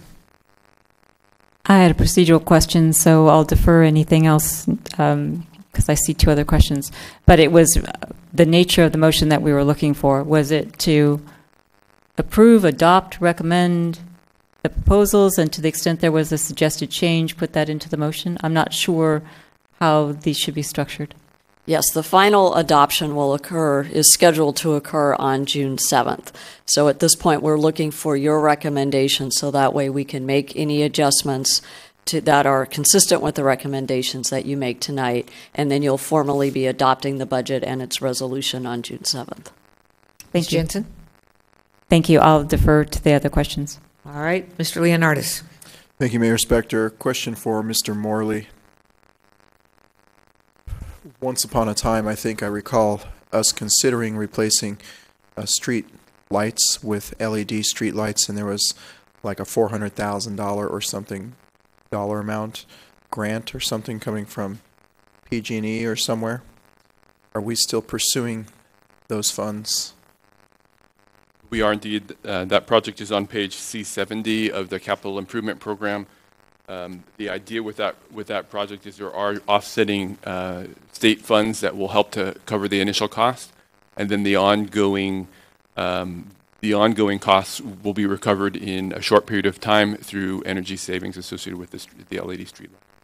We look to begin that project through implementation this summer, and hopefully by the end of the summer we'll have those all installed. Mr. Leonardis? One follow-up to that. So thank you for that information, and was wondering specifically, you can just share for the people on TV where those would be installed, or the proposed locations. Yeah, they'll be throughout town, so with the exception of new developments, which the town standard is already LEDs, so new developments will have LEDs in place. But where there are non-LED streetlights, we will be replacing them with LED streetlights in all of our town-owned and PG&E-owned, in fact, street poles. And will those poles be galvanized or painted green? Unfortunately, we're not replacing the entire pole. That would be a nice hitting two birds with one stone on that one. We're just replacing the heads. Thank you. Ms. Sayak? Thank you. I just have 3 more operational questions of staff. The first one we had talked about was beach traffic and just the resources that are necessary to address it. And I mean, just today, the cut-through traffic through town was already pretty heavy. And so I just want to make sure that in the proposed operational budget, you feel that you have the necessary resources should the beach traffic actually extend beyond the summer months. We're not anticipating that we're going to be doing a lot of proactive police work to close streets this year. So it is not in the proposed operating budget. So rather, we're trying to find cost-effective means such as the signal change and the street markings that Director Morley mentioned earlier. But we are going to be surveying residents to find out about temporary street closures that do not involve too much work on the part of town personnel, so that way we can keep our costs low. I think since last year we've done additional research and have realized that the town has experienced beach traffic as far back as the 1920s. So we want to make sure that we're putting our resources to the right services for our town, and putting so much resources into beach traffic, which is a problem we'll never really solve. It seems that our officers are better served providing direct service to our residents. So we're not looking to do the type of intense work that we did last summer. Further questions? So the second one, I know that this is an area that we've started to dabble in, was parking enforcement. It seems like many neighborhoods now are asking for limited parking, and to actually enforce that requires more resources. So does this budget reflect the additional resources necessary for that? No, at this point, we've only added one additional street, which is Alpine Avenue. So with our existing parking resources, we should be fine. Later on this summer, there's a possibility of an agenda item coming to your attention for discussion regarding a more comprehensive look at residential parking solutions and what some of the options might be, including perhaps doing a more comprehensive study rather than having individual residents propose individual street segments. Let's look at an area as a whole and figure out what some options are, and depending on what those options are, there may be a need for additional parking enforcement. Thank you. And then my third one, and so far I think I see the trend here, is does this proposed budget, do you have enough flexibility so that you can respond nimbly to whatever the issue is that happens to come before us, so that maybe it's just my perception, but it seems like we have increased communication, and do we have the resources necessary to respond in a timely manner and provide the information that is being requested of us? Yes, and as you know, we're in a very dynamic environment. We have a community that cares deeply about the town that they live in, and you have a staff that cares very deeply about providing excellent services to our residents and businesses. So our operating budget funds the talent in the room as well as all the town employees that provide those services, and we are flexible to be able to address the changing needs of our community. Should there be a new issue that requires policy direction, we would work with the mayor to get that agendized so that way we could get your guidance before we invest too much down a particular path that might be new for the town. Further questions? Let me step in here. It's not a question. It's just having gone through the capital improvement budget, and maybe it's every time you go through it, you learn a little bit more. And some things have already been, pointed out. But I didn't realize we were carrying forward $15,800,000 from fiscal year 15-16.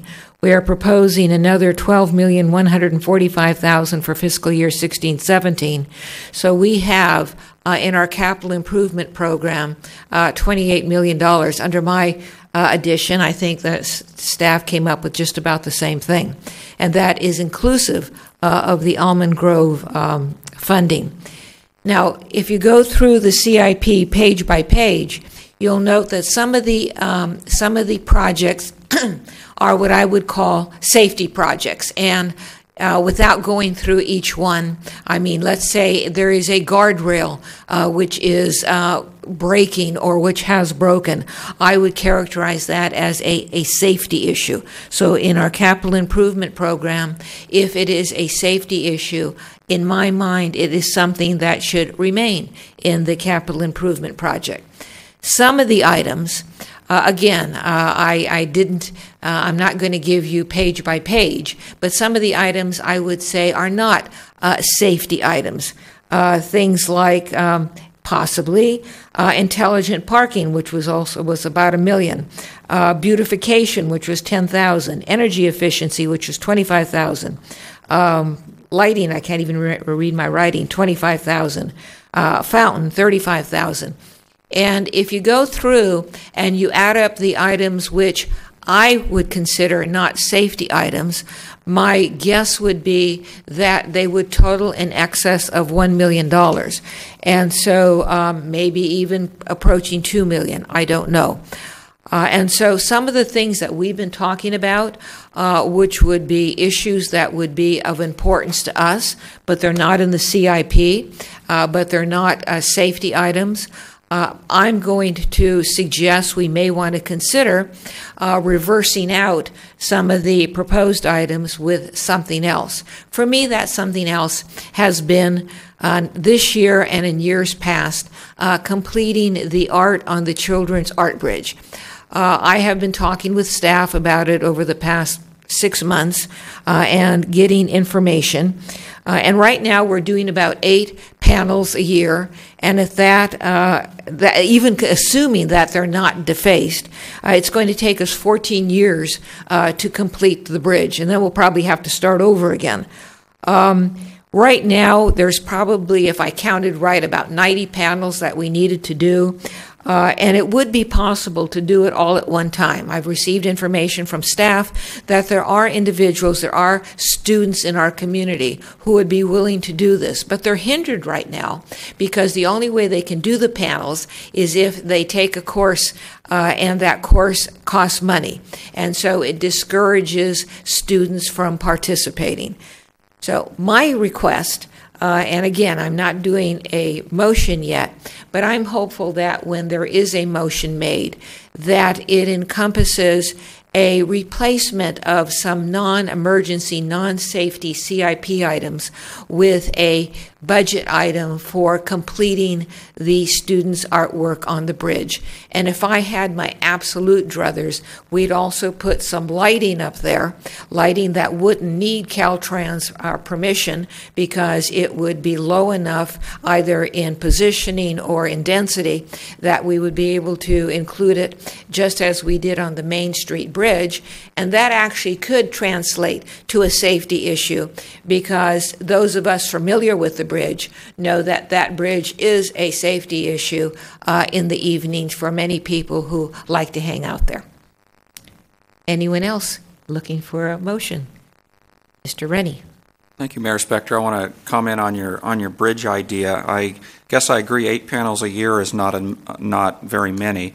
I would maybe hesitate to do 90 panels all at once just because then the next year there's no panels available for other students to do things, and I know they want to see their work up there for a few years, so maybe increasing at twice the rate would make sense to me, so that you leave enough to be able to allow students to keep doing this each year. Further discussion? Ms. Jensen. You were looking for a motion, so I will try a motion on the operating budget. And my motion would be that we accept the recommended budget with the following changes. And this is the operating budget only. My only suggestion or inclusion in the budget for the operating budget would be that we continue as a pilot program for 1 year. The community services officer who is currently working the nighttime for complaints. And I would anticipate that, and I'd like the fact that that remains a community development department position. However, if that person can be used appropriately by the police department to do what Chief Frisbee was saying, which is to supplement police activities, for example, checking bars, et cetera, downtown, which was the genesis of this entire position, that would be something that I certainly would appreciate, because I think the fact that we don't have complaints indicates it's working. So I would like to continue that. That's my only change to the operating budget. All right, I'm going to second the motion. I did notice that there was a recommendation from staff to remove the community services officer. I understood from the staff report that that was because there were no complaints. What I heard this evening from staff is that there were, except they were characterized in various ways. I think the use of this individual at, I would assume, funding level that is less than a police officer is a good thing for our community. So I am seconding the motion in its entirety. Mr. Rennie. Thank you, Mayor Spector. I'd like to ask, so what is the budget effect? How many dollars are we talking about?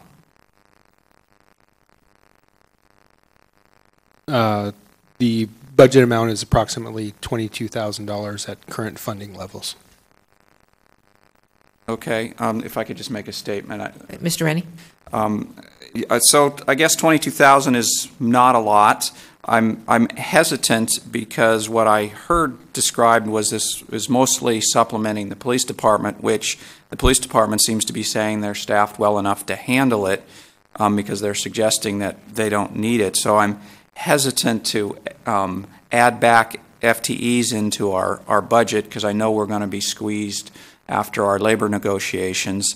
Now that I hear it's only 22,000, I'm going to think about it for a minute.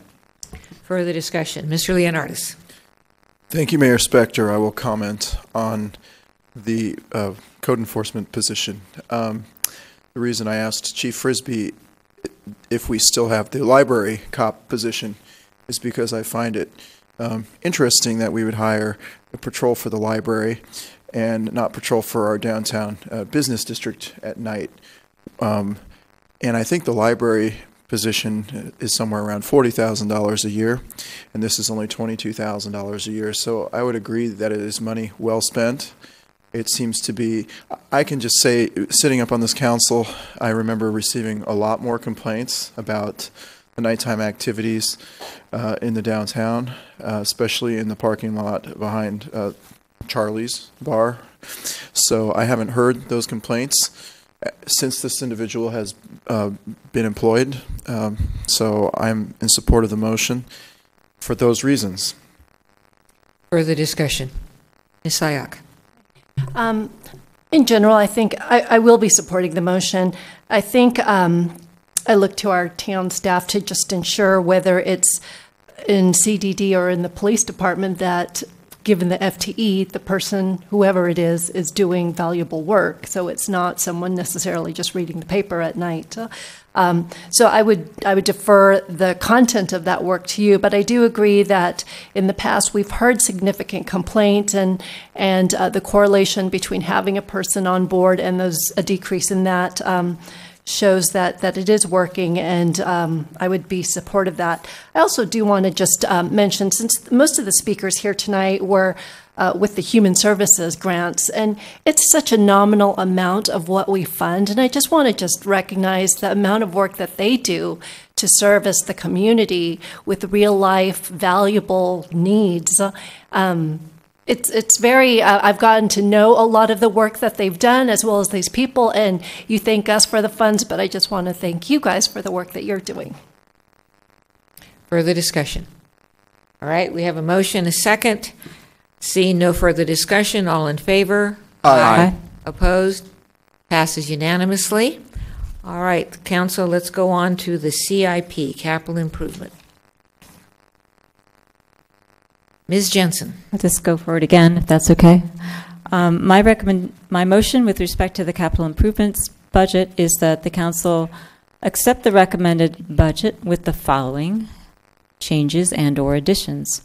Number one, that a green bike lane program be put back into our budget, whether that takes the form of the recommendations that were presented tonight by the Youth Commission, or whether it takes the form of implementing one. That might be easy. For example, painting green bike lane in front of the high school strikes me as a flat area that's very easy to paint. It's much needed. So if you need direction regarding where we might start, that would be one I would consider. I am happy to include funding to complete the Forbes Mill Art if that's in the CIP. I'm not so sure about lighting. I heard the mayor indicate trade-offs would be non-safety items such as beautification programs, electrification, things like that. I'm not sure what the right one is. I, for one, am an advocate of intelligent parking. If we're ever going to solve our traffic parking and noise problems, that's a component that I think needs to be in there. But I am open to staff coming back with suggestions on how we might implement that. The other thing I heard that I am interested in, and then I would wait to see if there's any second, and happy to change this depending upon the will of the council, was the notion of including funding to at least maintain, if not improve, our PCI, our street condition index. And I think it's important to include funding for that, at least for maintenance, for a couple of reasons. Number one, we need to be doing it so we don't find ourselves in the position of reconstructing streets. And number two, if and when there is any transportation budget item or tax item that's passed in the fall, an important component of that is that if a jurisdiction has its PCI at 70 or above, any funds that would come back to that jurisdiction from the tax measure, if you have your streets at a PCI level 70, would be discretionary for the use of the jurisdiction. We could use those for traffic improvements, street improvements, whatever it was. If our PCI is below 70 in the measure passed, we could not. Those would be dedicated to the street maintenance. And I think it's a vital part of the community's job to serve the residents, to maintain the streets, and we need to, they're just going to deteriorate very rapidly, so I would want to put monies back in there. I heard it mentioned $1 million for maintenance, $2 million for, I'm not sure what it is, but I assume this is coming back to us with adjustments, so I just wanted to put in that into my motion, and happy to consider amendments that the council may have if there's a second.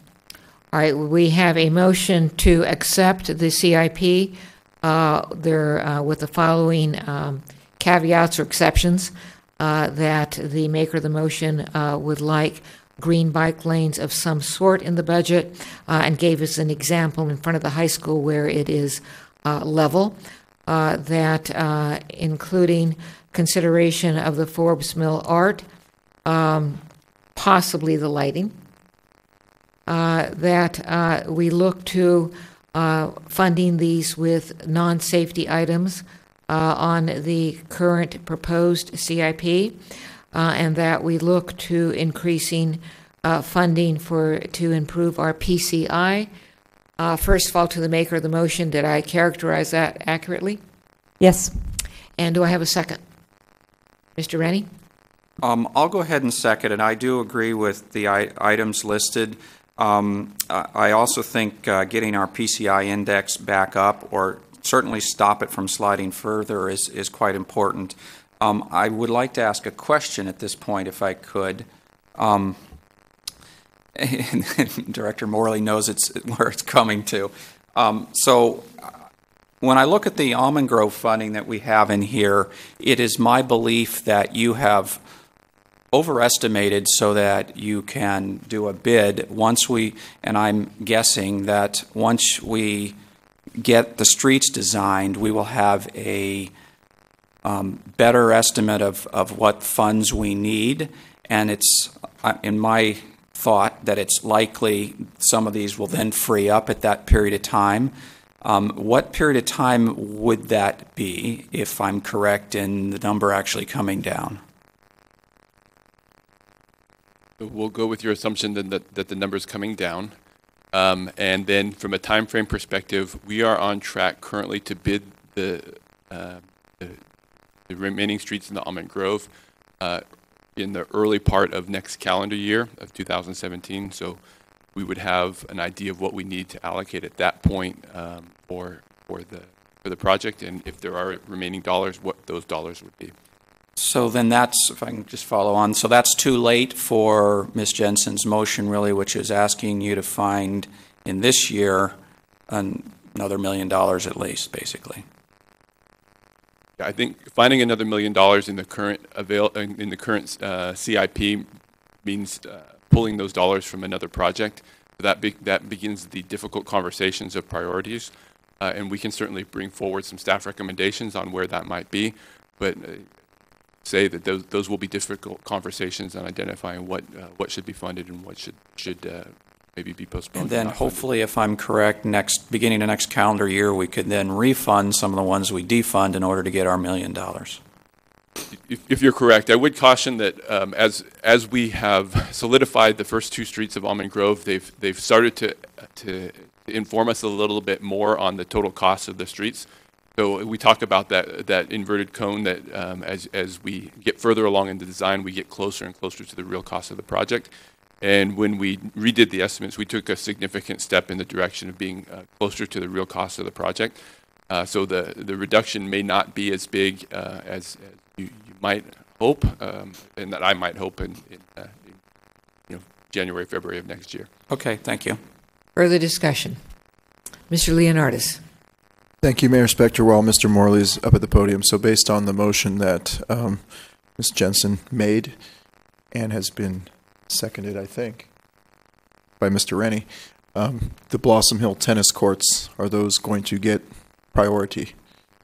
And those are currently in the CIP as the motion and the second address them, yes. All right, thank you. And I should note that I am supporting the motion, but I understand that when this comes back to us, staff will have 2 weeks to do an analysis of items that they think are definitely safety and maybe not safety, and using funding to address the items in the motion. That will be a work in process as opposed to putting staff on the hot seat right now in the middle of our motion. Mr. Leonardis. Thank you, Mayor Spector. I'd like to ask the maker of the motion if they would consider allowing for an amendment to put $33,000 towards painting the street posts. And here's my rationale. Obviously, it was eliminated during the Great Recession. As we look at developments along Los Gatos Boulevard, and we have some new developments going in, you have these nice shiny green street poles, and then you have a lot of dingy ones that are have been neglected. And it would be nice to have some consistency throughout the town with the look of those poles. I think it would add to our beautification of our community. We have a request for an amendment to the motion. Ms. Jensen?